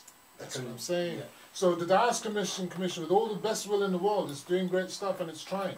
But I always ask the question, I've not been answered. What is the links of the Diaspora Commission with the states? How strong are the links of the Diaspora Commission with each state in order to affect the investment requirements of the diaspora, who are going to engage jobs? So, for example, we talked about the government employing 500,000 youths, yes? Yeah. So if I said I can, through myself, employ 100 people, if 1,000 diasporans employ 100 people, that's 100,000 people. Yeah. Do you understand? Just like that. In addition, that's like nearly 20% of what the government is doing. So that's going to create a multiplier effect. So I just find it that they pay lip service and play to the gallery about we want this and we want that. But they're not actually properly engaging beyond media seminars and events. I don't see the practical saying that, okay, in this year 2020, we have, I don't know, 100 people from the diaspora who have invested 1 billion naira through blah, blah, blah over these periods and these companies and employed these number of people. And these are the names of the people to show, and you can go to those companies and you can cross-reference and they can be a testimony to say that, yes, this is real. Because half the time it's all propaganda. People say they express interest. There's an expression of interest. It's quite different from actual investing. Yeah. So until they actually put in place the vehicles to make that a reality, that's just us diasporans who are doing it out of patriotic zeal. There are non-Nigerians who would love to invest in Nigeria as well. Yeah. So if the vehicle is not there for me, how is the vehicle going to be there for them? And forget about me and you even here and foreign investors. What about Nigerians in Nigeria? There are Nigerians in Nigeria who have got money, who would love to do these things, but go through the rigmarole of red tape, of corruption, of come today, come tomorrow. Oh my son, they're going to get fed up. They're going to get fed up. Do you understand? I might as well just leave my money in my treasury bills. I might as well leave my money in my bonds and stocks and shares, or put it in my saving, or put it in whatever, in currency, or whatever it is they want to do, gold or whatever. So they just make easy money. They just sit down and the money is ticking over. I mean, it looks like the only person who is actually, doing his best in Nigeria is Aliyu Dangote. No, I wouldn't say that. Not yeah, Nigeria's richest plow money into Africa's business economy. This is another article that I was able to bring into the public domain, and he said this move is to boost domestic production, and part of what we discussed on our way to the studio is this refinery that is building Lekki and the one in Ogun State as well. That's going to create a lot of jobs, isn't it? And that will have a moral boost on the economy as well. Yeah, they say that the Lekki deep sea port is going to be coming, I think, 2022. That's the planned coming on. That's going to be great news. That would liberate things in the ports and free up space from Tin Can and all those Papa ports and stuff. Yeah. And allow bigger vessels to come into our shores. Easy way to export and whatnot. But I question, as I've always said to you, the way we run our things in Nigeria, is that you build one of the biggest refineries in the world, in Lekki, then you're going to build a deep sea port also within touching distance, but try to get from the Lekki Expressway to that refinery. The road is ridiculous. It's not expanded, it's not dual carriageway, it's going to become another traffic bottleneck like a papa. So you would have thought that they would have given the concession for that road already to be given to someone to build it into international standard, to toll it in preparation for these incoming investments, to be ready already. Not when the investment is already done, then you're now chasing to try and put the road in place. Why do we do things backwards? You build power plants that don't have gas pipeline, but you've completed the gas pipeline. Why do we do things this way in Nigeria? It's just comical. Really, it is. It's just ridiculous. and it's ineptitude of the most highest order. And I just think that the longer we keep doing things in this way, it just shows you that as an entity, we're not serious. We're not serious. So, having said that, I believe that there are plans for that road to come into fruition, but it needs to be on the ground already. If the port is going to be ready in 2022, we're already coming to 2021. It's barely 12 months now. What is going to happen in that neck of the woods? If that road isn't in place, it's going to stifle the environment, stifle investment, and the expansion of that place. So these are things. A lot of people are finding it difficult to see Nigeria as a serious nation, because just like you said, the infrastructures are just not there. You know, the roads are not there. You know, electricity is nothing to write home about. So how do we begin to attract foreign investors to say, look, you know, here's our country, you know, because Britain, they pride themselves in bringing foreign investors to come into their country, which can only build bilateral trade. Yeah, but the government's heart is in the right place, but the people are not helping. So, for example, you know, you have a situation where government says, you know, the problem with electricity is because the prices in the commercial, the owners of the companies of the Gencos and the Discos are saying the price isn't the right price. We can't make money, so we're not being able to deliver properly. So if you don't give us competitive prices, we can't deliver. The government wants to increase the price of electricity. Look what happened with TLC, Nigerian Labour Congress. We're going to have a national strike. So you have to ask yourself and ask Labour, what is it that you want? Do you want the status quo of lack of development, of no power, to continue, or do you rather pay for the power and get power? But then they're complaining, oh, we haven't got meters. But then that should be your argument, not the price. Your argument shouldn't be about the price. Your argument should be about the lack of metering. And make that your point, that, okay, we don't mind these prices, however, make sure that there's a law in place, or that the law that's in place is implemented, that if they don't do the metering, they must be penalized. You understand? So that's another thing. So at every stage where you where you want to expand, to encourage foreigners to come in, I feel that our local unions, which I see them as selfish, self-interested unions, are not interested in Nigeria. They're only interested in their own selfish requirements. Pengasin and New Peng are saying they're going on a national strike soon because of oil price, because they've taken away the subsidy and they've deregulated oil. They want everything. You see, you can't have your cake and eat it.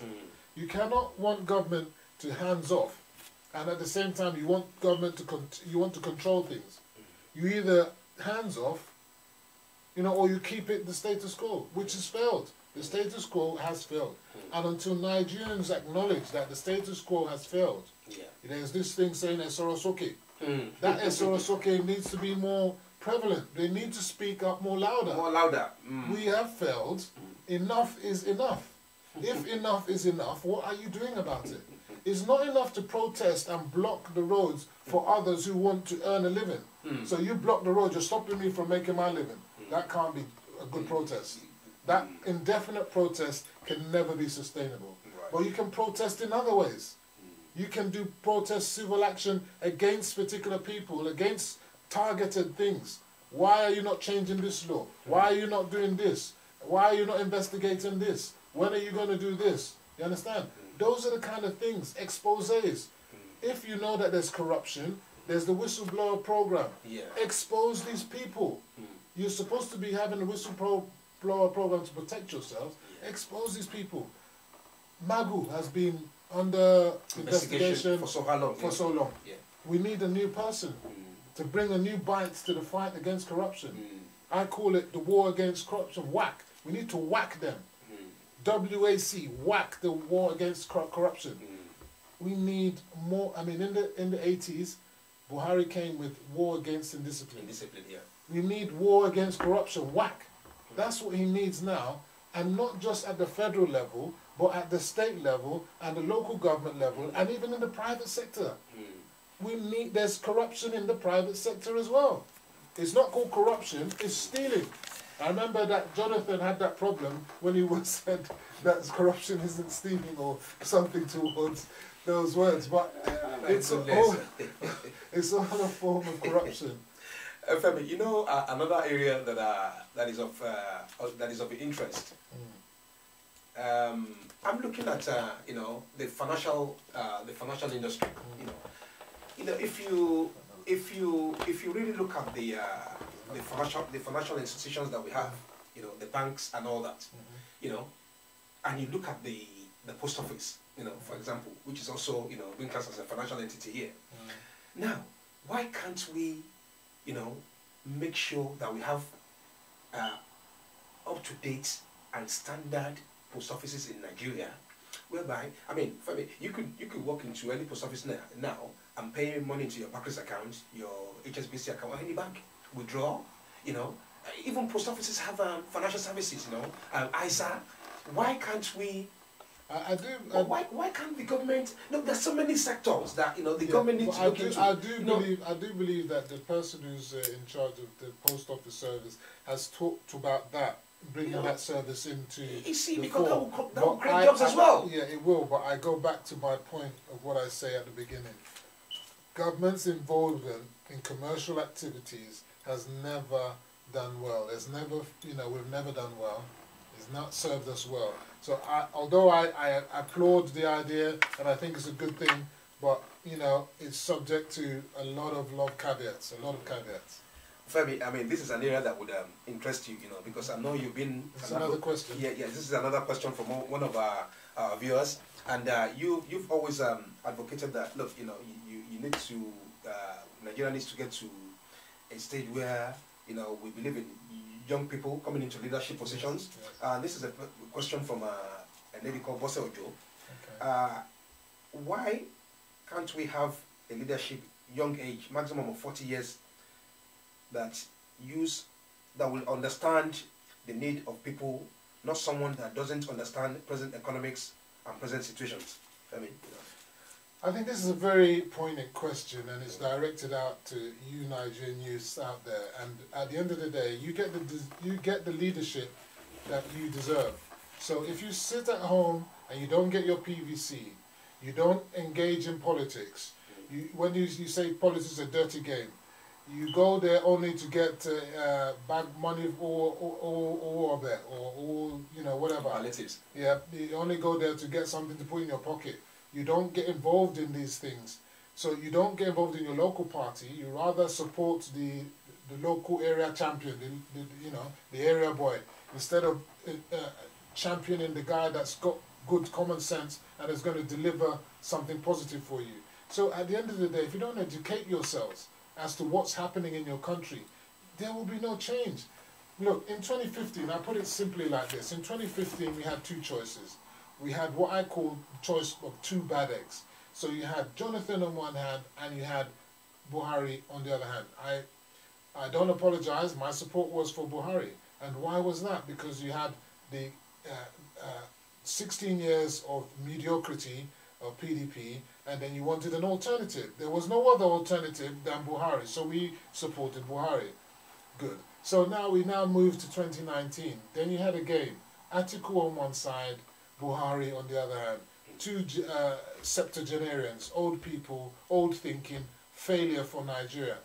We didn't have a choice, so we had to choose what I would have called, I mean, I'm sorry to say, I called it articulated, and the others would call Major General Buhari. You understand? You had a choice. You either wanted that one or that. There are not valid choices for Nigerians. As you say, 60% or more of the population is under the age of 30. So it is down to you to get the leaders that we should deserve. And how do you do that? There are many ways. You can do it by creating your own new party structure. The new movement that's happened now, the End SARS initiative, one of the reasons why it was a very good initiative and it did well, or the reason why it didn't succeed in the best possible way in the short term, there was no leadership. No leadership. You cannot have a movement without a structure. You cannot have a successful movement without a leadership. No coherent structure, no leadership, and no strategy. If you don't have a comprehensive strategy, doom. So at the end of the day, those are the key problems of that NSARS. But that was a lesson for us now. So what do we do now as youth? I'm 50 plus. In fact, my birthday tomorrow, I'm going to be 53. So I say happy birthday to myself. I don't know whether I'll include myself in the youth, but anyone I see it who is born after 1960 should have a right to rule Nigeria. If you're born before 1960, I say that is no show for you. If you're born before 1960, anyone pre-independence, so we only want independent babies and above. If you're a pre-independent baby, you're a colonial baby, we don't want you. So we want the ones who are after 1960. So if you're born in 1960, that means someone who's 60 years old and below. Above 60, we're not interested. So that will rule out the likes of Jagaban. That will rule out the likes of Atiku. That will rule out the likes of Tambawa and so on and so forth. So let's focus on the new generation. How did the new generation take control? You can do it by two ways. One, create your own new party structure. Don't make the same mistake like what happened in 2019, where you had Showore, Mogalu, and Durotoye.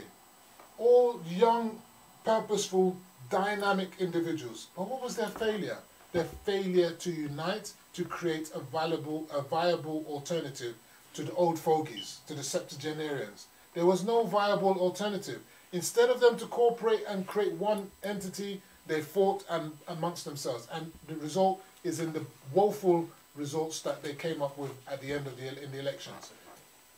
So that's one strategy. A new unified party structure for the younger generation, controlled by the younger generation, with the right strategies, the right leadership, and the right structure to go all across Nigeria. The second strategy is for the youth to take over existing parties. So the two main protagonists is APC and PDP. So you can be a PDP supporter, more power to you. Democracy, the People's Democratic Party, power to the people, as they say. Yeah. If that's your game, yeah, go over and take over that party. Take over from the likes of what's the party chairman? What's his name? That guy. Secondus. Yeah. Secondus, yeah. Yeah, Secondus. I say you must take over for Secondus because Secondus is always coming second. It's time that you choose Festus. Festus, if you have a Festus, he's going to come first. So choose a Festus, but make him a young Festus and take over the party structure from your ward level to your state level to the national level. Get rid of all those old fogies and put your people in place. Politics is a numbers game. If you don't join the party, you can't take control. If your joy is APC, because you like sweeping, maybe you like to sweep, then take over APC. Take over from Buhari, take over from Tinubu, take over from all those people and put in place your own structures and your own leaders. That is the only way we're going to change things in 2023. And I'm sorry to say it, that if you're waiting till 2023 to deliver this change, you've already failed already. That process needs to start now. Because from this moment on, we have 2 years and 2 months before the next election. So if you want to make change and you're serious about making change, go out there and start doing that now. That's my lesson to you. Femi, it's good that you said that. And, you know, I'm sure our youth who, or most of our viewers who, you know, are watching this program will echo those sentiments as well.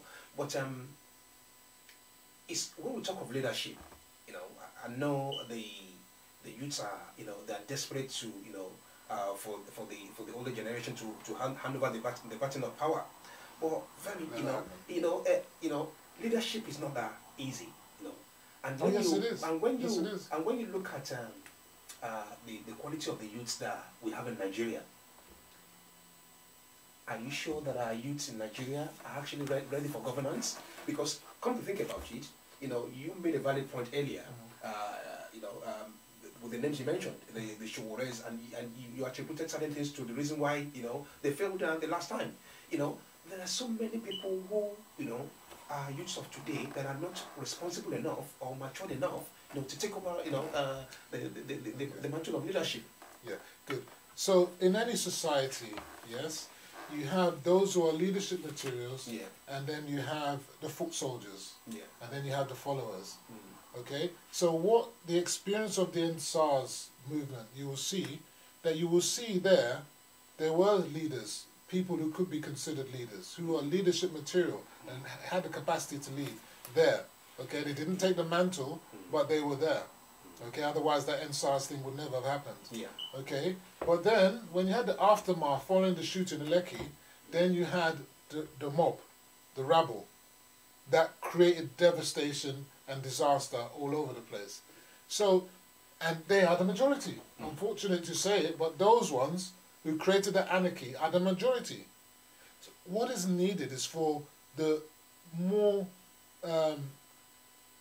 sound of those youth, the ones, you see, because we have educated youth. You know, in Nigeria, we have the best and the worst. Yeah. So the best of us, I think it's time for those who are at the best, the elites, the creme de la creme, not to take the back seat anymore. They tend to take the back seat and say, politics is a dirty game. Oh, I don't want to get involved in that. They're not going to listen to it. They're not going to take me serious. I don't want to die for politics. You must die for politics. Dying for a nation or for a good cause is far better than sitting down, languishing in your sorrow. That's what I say. So it's something that must be fervent within you. If you are a football team captain from school, you are a leader. If you are a prefect in your school, you are a leader. If you decided to go and do student union president in the university, absolutely, you're a leader. If you are one of in your household, you take charge and you help your juniors and you help your mamas and your mama agbas and all the other family members and you take control. You are a leader. You understand? So leadership exists amongst our youth. They just need to take charge. And it is a fallacy to say that the godfathers have too much money and they're going to too much control and they cannot usurp them. I've already said that politics is a game of numbers. Yeah. The leadership are not stupid. They can see the tide when the tide is overwhelming and the tide is flowing. They will key into it by all means because they need to be part of the moving train. But if you stay there and your stream is just it's not even a stream, it's just a puddle, nothing's going to happen. There must be a wave, This NSARS is the beginning of a wave. And it has to be a shock wave. And when they are ready to do that, because I don't see the signs as we speak. 2 years and 2 months to the next election, I don't see the signs. Good evening, caller. Tell us your name and where you're calling from, please. I'm calling from London. Thank you. Your name, sir?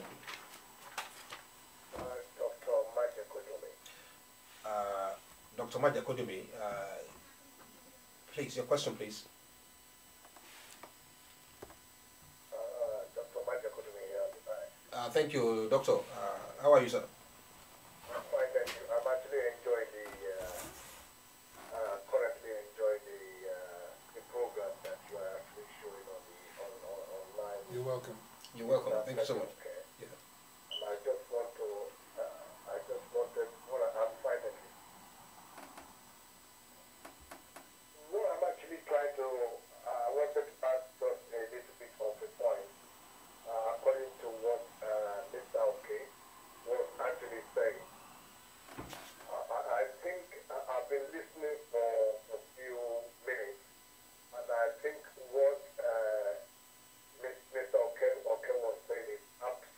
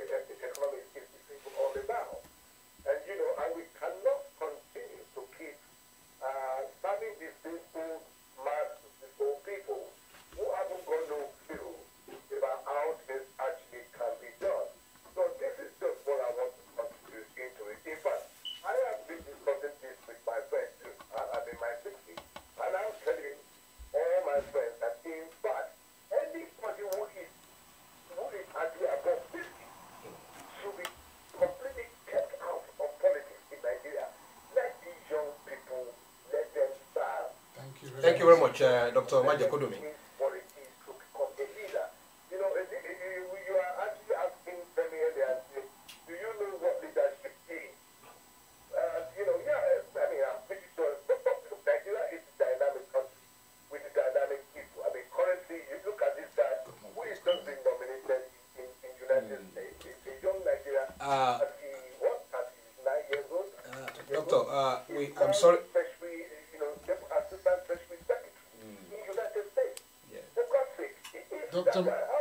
Dr. Majek, Dr. Majek, Dr. Majek. Young people in Nigeria, they cannot do this and they cannot do that. It's a fantasy. We need to just, you know, when we continue to say that, we are making excuses for this old so-called body. Okay, thank you very much. Thank you very much, Thank you very much, Doctor. We take your point. Thank you. All right. So, thank you very much, Doctor. Thank you so much, Dr. Maja Kodumi, for your contribution. I want to just address what he said. And I actually made notes here before he even mentioned the fact that Yakubu Gowon and he likes Mauritania and that were quite youthful when they took over power. In fact, I was watching an interview with, I can't remember his name, is it Spiff or so, the former governor of River State? Spiff, I think something Spiff. I can't remember his name. Yeah, but he was 23 years old when he became the governor of that state, of River State. This was just at the Civil War, 1960.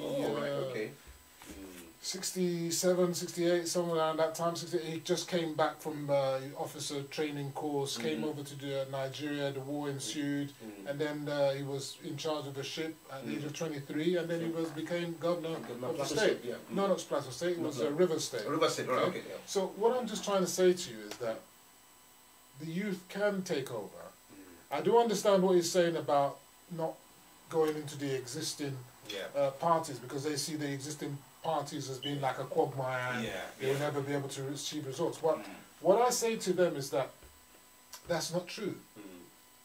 There's always been a position whereby youthful elements, or how can I don't know, there's another word to use, I've lost the track of it, but there are elements that come into a party and take over that party. The youth can do it. They really can, because it's a matter of numbers. Now, what happens is that these two parties, which many people say they're birds of the same feather, they're one and the same, although I disagree in many respects, but in some respects they are, is that they practice a form of party politics that is just alien to most democracies that are succeeding the world over. And how do I see that? There's no real democracy, internal party democracy. So when you want to vote for a candidate or aspirants, instead of it being a vote, it becomes a consensus candidate, a nominated candidate. They go around the corner. Whether the electorate like it or not. Exactly. They go around the corner and say, we are at in your LA, we have taken this guy, that needs to stop. Without doing proper due diligence. Exactly. So that needs to stop. The only way that will stop is if the numbers are sufficient enough to say, you know what, no, enough is enough. Babe. So when the Babas say, this is your candidate, the people will say, no, we don't want him. So when they get booed, okay, I come from Ogun State.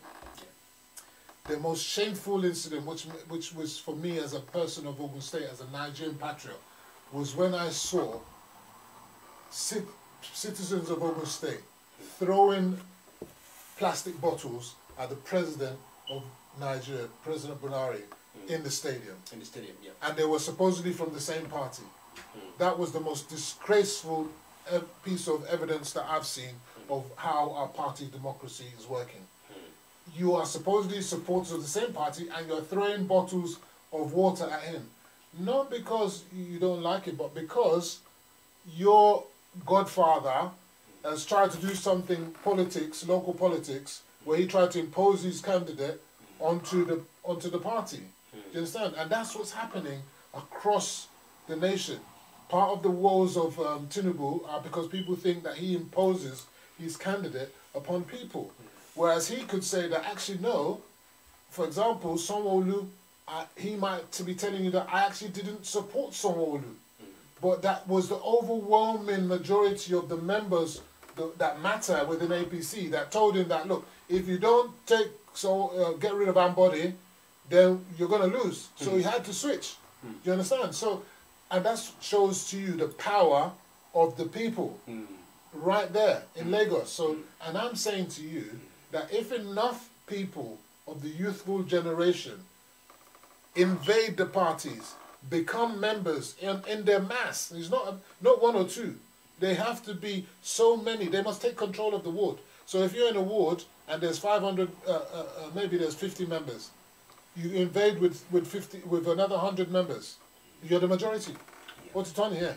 You understand? You go to the next level and the next, and it has to be done in a coordinated manner. So if it's not done in a strategically coordinated manner, and it has to be done so, then and you must be thinking, because it's a political game. Because as you're playing your game, those ones, the ones that we want to change, they too are playing their own game. They will use money. They will use agidi force. They will use assassinations, whatever means at their disposal to get rid of you. So you've got to be strong. It's not going to be a walk in the park. To change the status quo, if you think it's going to be a walk in the park, they're deceiving themselves. And then to start a complete new party from the grassroots up, that's a challenge. That's a very big challenge. And then you've got 2 years and 2 months to go. We don't even have a vehicle. We don't have a party. We don't have a leader. You have no structure. Can you create that change in 2 years? I know Macron did some magic in France, but Nigeria is not France. You understand? And he had some clout behind him. He's actually had political experience before. In fact, he worked in Nigeria as part of the diplomatic corps of France. So what I'm saying is, it will take a lot to create a new party to take over from APC and PDP and win. It would be far easier to take over those parties. It'll be a battle, but you have numbers and youth at your disposal, and you've got double tactics. You can either have the intelligentsia of the youthful leadership, or you can say to them, remember what happened with the after SARS. We have these people as well. So if you don't listen to us, should we open the door for the vagabonds and the crazy ones? You either listen to us, or you have these looters and crazy people, because you know what? They were attacking the police before, they're going to be attacking you now. Because at the end of the day, who's controlling the police? It's not the politicians. It's the police, the politicians that are in control. The misery that's upon you as a youth is the politicians.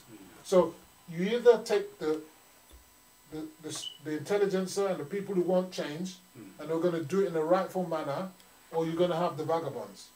Choice is up to them. I mean, let's move forward. Our borders, they're very crucial to working in partnership with our government. Now, we are aware that in the last few months, President Muhammadu Buhari has closed down all our neighboring borders. You know, how does that help bilateral trade? It doesn't help bilateral trade at all, and also it's a slap in the face of the single African market. You know, so we're trying to have a single African market where we want Africans to trade amongst themselves. That kind of border closure is not going to help the likes of Dangote that's creating his refinery. You've got to know that refinery, most of that product is going to be an export product. It's going to be export. He's actually built his refinery in an export zone. It's not it's not technically like a Nigeria. It's like an export zone. So any product coming into Nigeria is almost like an import. You understand? So those people who are complaining that we're going to get oil from Niger and all this kind of stuff, I mean petroleum from Niger, I ask the question, what does it matter where the petroleum comes from? If it comes from Niger, or if it comes from India, or if it comes from Saudi Arabia, it doesn't really matter the color of the money that we're spending, because it's still coming in. Still coming in, Why must you be against petroleum from Niger, but you're in favor of petroleum from maybe Holland? Does that make sense? It doesn't make sense. Exactly. After all, they are African brothers, but the reason why we do that is because of the decadent state of our polity in Nigeria, and the sort of how can I put it, the divisiveness that is being created with the use of ethnicity and tribe and religion. So because Niger is perceived to be like another Hausa Fulani, then okay, then we're getting petroleum from the Hausa Fulani, that's out of order. It's not out of order. If they've got excess capacity because their population is small, who is the biggest brother that's going to buy the petroleum if not Nigeria? Sure. So, and if we need petroleum... We're contributing to their economy as well. Well, we need it. It's not another contributing. We need petroleum from whoever it comes from. And don't forget that petroleum is coming from the north and going to Kano, Kaduna. Why should it be coming all the way from Lagos, going all the way to Kaduna? It's much quicker to come from there. Yeah. You understand? That should be a danger for those in the south who are thinking that they've got gold mine. Because if we can now see that they don't need to come down south anymore, that should be of interest to them. So they can't have that Houdini over the north anymore if they've got sufficient supply in the north. We don't need your oil, so what's the big deal anymore? So sometimes when we do our politics in Nigeria, not doing it with critical thinking, we do it out of a political bias. We need open borders. Sorry to cut in, but we need open borders because in order for African business to thrive and the economy to grow, to increase our GDP, to multiply effects and whatnot, we need growth in the economy overall. So we need open borders. It's really important. But I must say that the closure has done one thing, is encouraged us to start growing our own rice and using more of our own products, which is a good thing. Actually, and I hope it can be sustained with the border being open. And I think it will be sustained because of the devaluation in the Naira. Because now that the value of the Naira is devalued, exports will become more realistic and more viable, and imports will not be so viable anymore. You know, those who are importing at the prices before, they can't be doing it. If you're importing at 200, 300 to 1, is now 460 to 1, you can't do it. For me, another thing I want us to look at critically before we round up the show is an article which was written back in March. And this article laid so much emphasis on analysis for Nigeria's corrupt political elites. You know, when we talk of corruption in Nigeria, it's not just politicians, is it? No. Corruption. Now, this article, you know, the writer of this article based his comments mainly on, you know, a lot of Nigerians actually, you know, siphoning funds from Nigeria to buy properties in Dubai. You know, a lot of Nigerians buy property in America, Canada, UK here, and other parts of the world. You know, but of late, you know, the focus has been mainly in Dubai.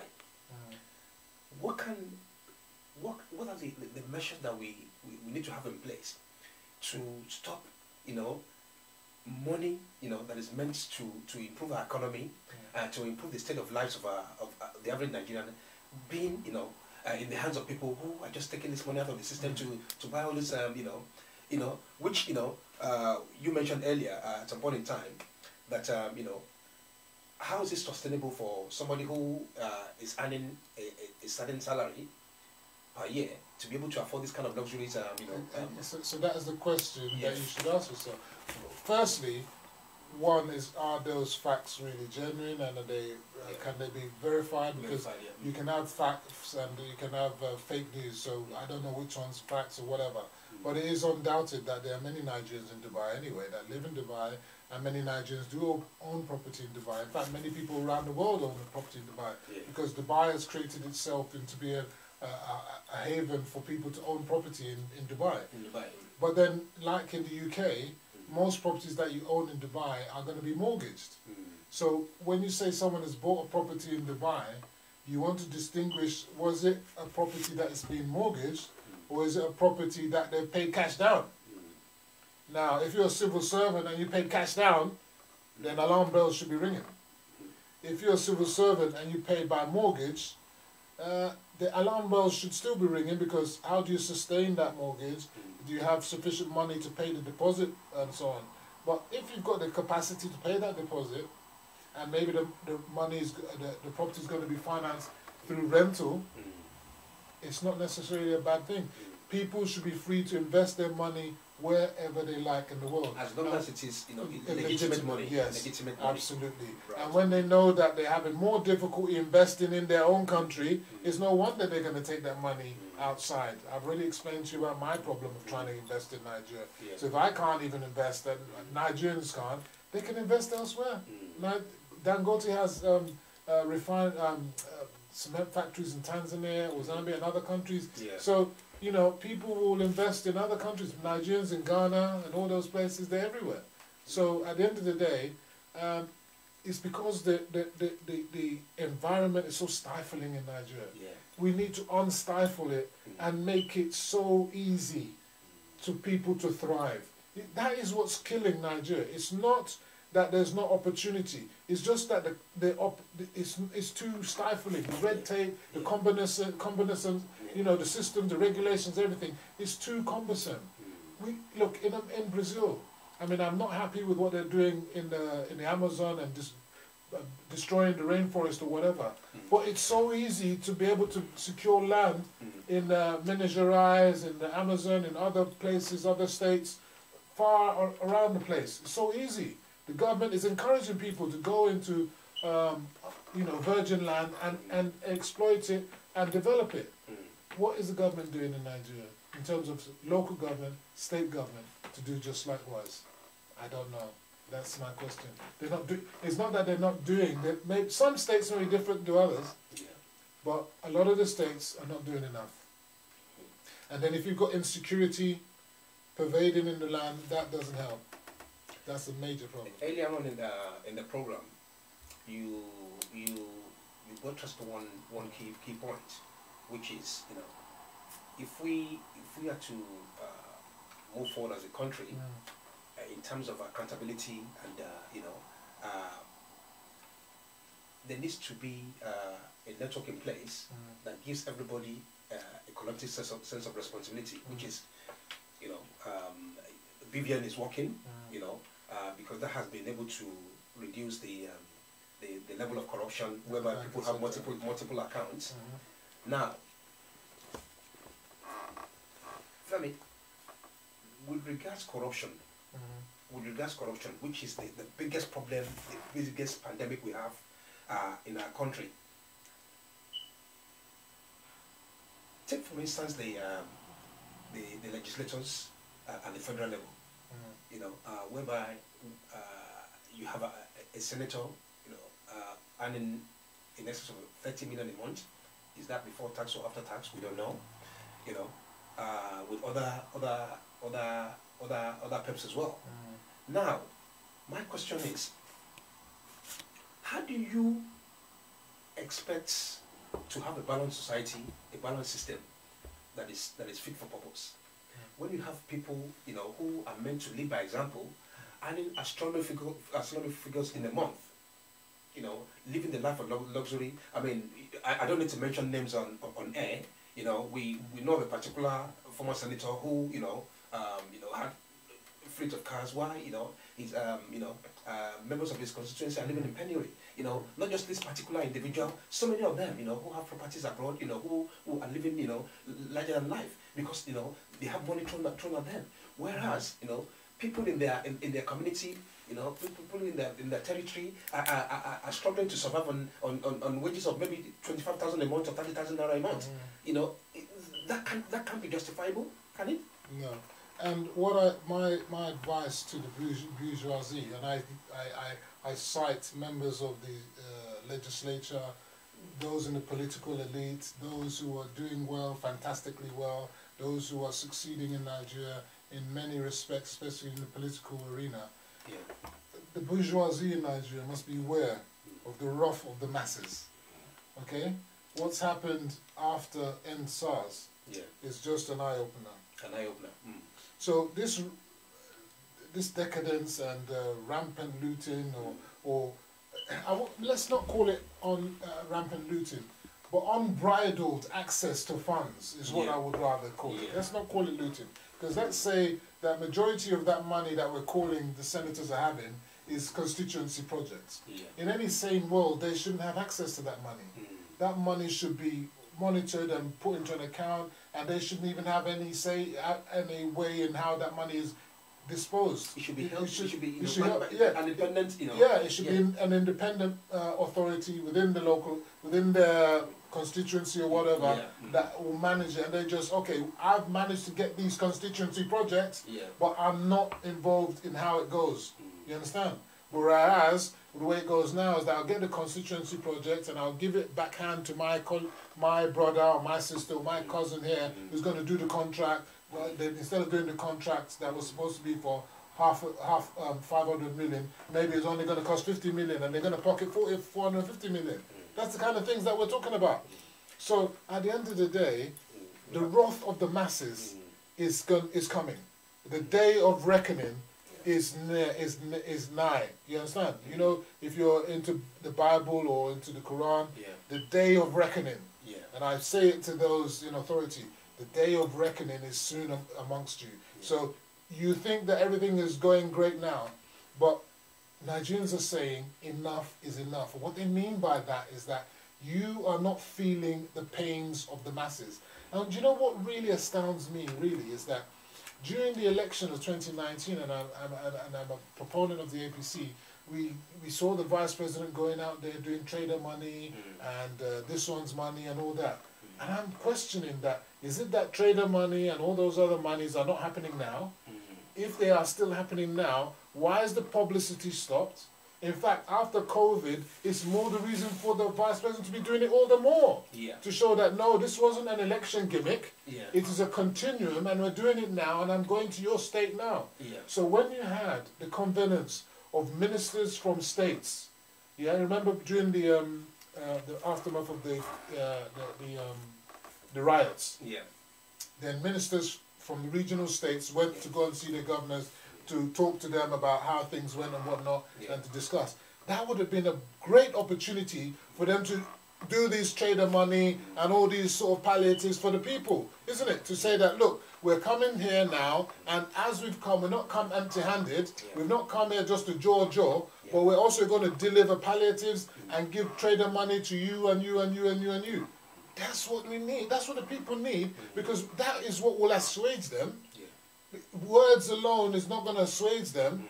The action is what is necessary, and you need to put your money where your mouth is, right, and hit the iron as it's hot. Go into the belly of the dragon and deal with it decisively. But what we have is just, we're going to do this, we're going to do this, we're going to do this. And it may well be happening, but if it's not in the glare of publicity to all and sundry, it's not happening. People will just say, where's it happening? Where's it happening? But remember, you can see the impact of the trader money or the impact of the publicity of trader money, because in the campaigning it was such a valuable tool. Viewers, we have just one last question for all our viewers watching us from wherever you are. And this is from somebody, I believe this person is actually one of our viewers from the United States, or wherever he is or she is. What do you recommend for Nigerian Americans to get better involved? This is from Tokes Ogunyoku. Tokes. We'll be rounding up very soon. Tokes, I think you should get involved.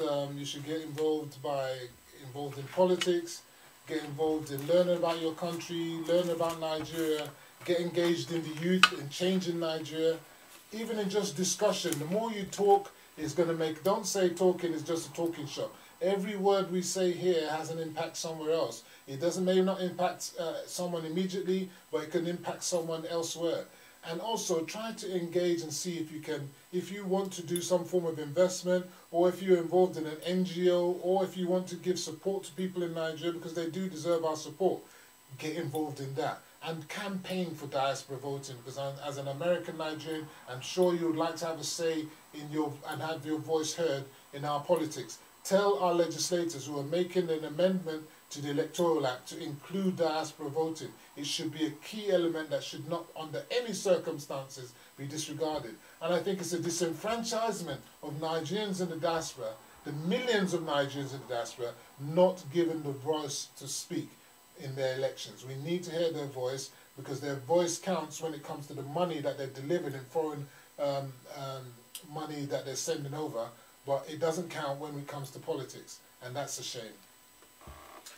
Well, viewers, I'm afraid that's all we have time for this evening. It's been a wonderful program with my guest, Mr. Femi Oke. But before we leave, it is important that we understand the need to discuss these issues so that we can be informed and engage ourselves in a more proactive manner that will be, meaningful to you and to all Nigerians all over the world. Opportunities to make ourselves a better nation, and the need for us to be more involved and more engaged in what we aspire for, or what we look for a better Nigeria, lies solely in our hands. So until next time, when myself and my friend will be coming your way again for another fantastic show, I want to wish my good friend, my brother, I wanted to surprise him. I knew his birthday was tomorrow, but I wish my dear brother, Mr. Femi Oke, happy birthday tomorrow, December 1st. And until next time, when I'll be coming your way again with Femi, I want to thank our producers from Safe Media Communications here in East London. Safe Omega here in East London, and all our viewers, wherever you are watching us from the United States, UK, Nigeria, and other parts of Europe. I want to say we appreciate you. Thank you for your time, even though this program has extended far beyond what would have anticipated. But we appreciate you and we love you. Thank you for joining us this evening. Until next time, when I'll be coming your way with another fantastic show. My name is Deacon OBANLEOWO, and once again, thank you to Femi for having us in the studio. Can I just say one thing? I want to thank all those who brought their questions in. I think it's very important, and it shows the popularity of this program, that people are sending in their questions and they're calling in. That's a fantastic thing. That shows that they're engaged. We want you to stay tuned to Mr. OBANLEOWO and myself next month, when we come with another show. So we'll be counting down on what's happened for the whole of 2020. And also projecting what we think is going to happen in 2021. So that should be quite interesting. So I look forward to seeing you then, and it was a fantastic time. Thank you very much. Thank you very much. And to all our viewers, once again, thank you for having us. I wish you a wonderful month of December. And while we are preparing to go into 2021, whatever your aspirations are, whatever your heart desires are, we pray that everything will come into manifestation. Amen. In Jesus' mighty name. Thank you very much for watching. Stay safe. Stay safe. Bye-bye.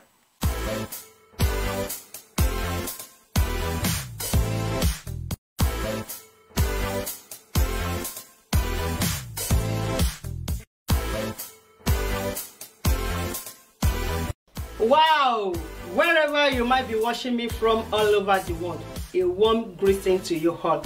My name is Seun Akishon. I'm using this medium to introduce to you a powerful program on Safe Omega Media titled A Seed in Me. A Seed in Me. A Seed in Me. What is that seed in you that is yet to discover?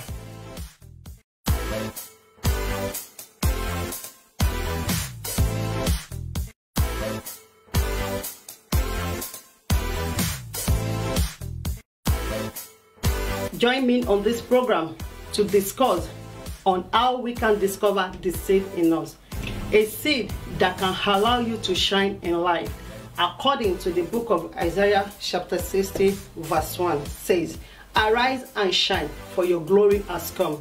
Without you discover the seed in you, you can never shine. Without you knowing how to grow your seed, you can never shine. Without you knowing how to nurture your seed, you can never shine. Without you knowing how to use your seed to impact life positive, you can never shine. Join me on every Wednesday at 6 p.m. prompt on Facebook Live at Safe Omega Media. Thank you and God bless you. But tell a friend to tell a friend. Thank you.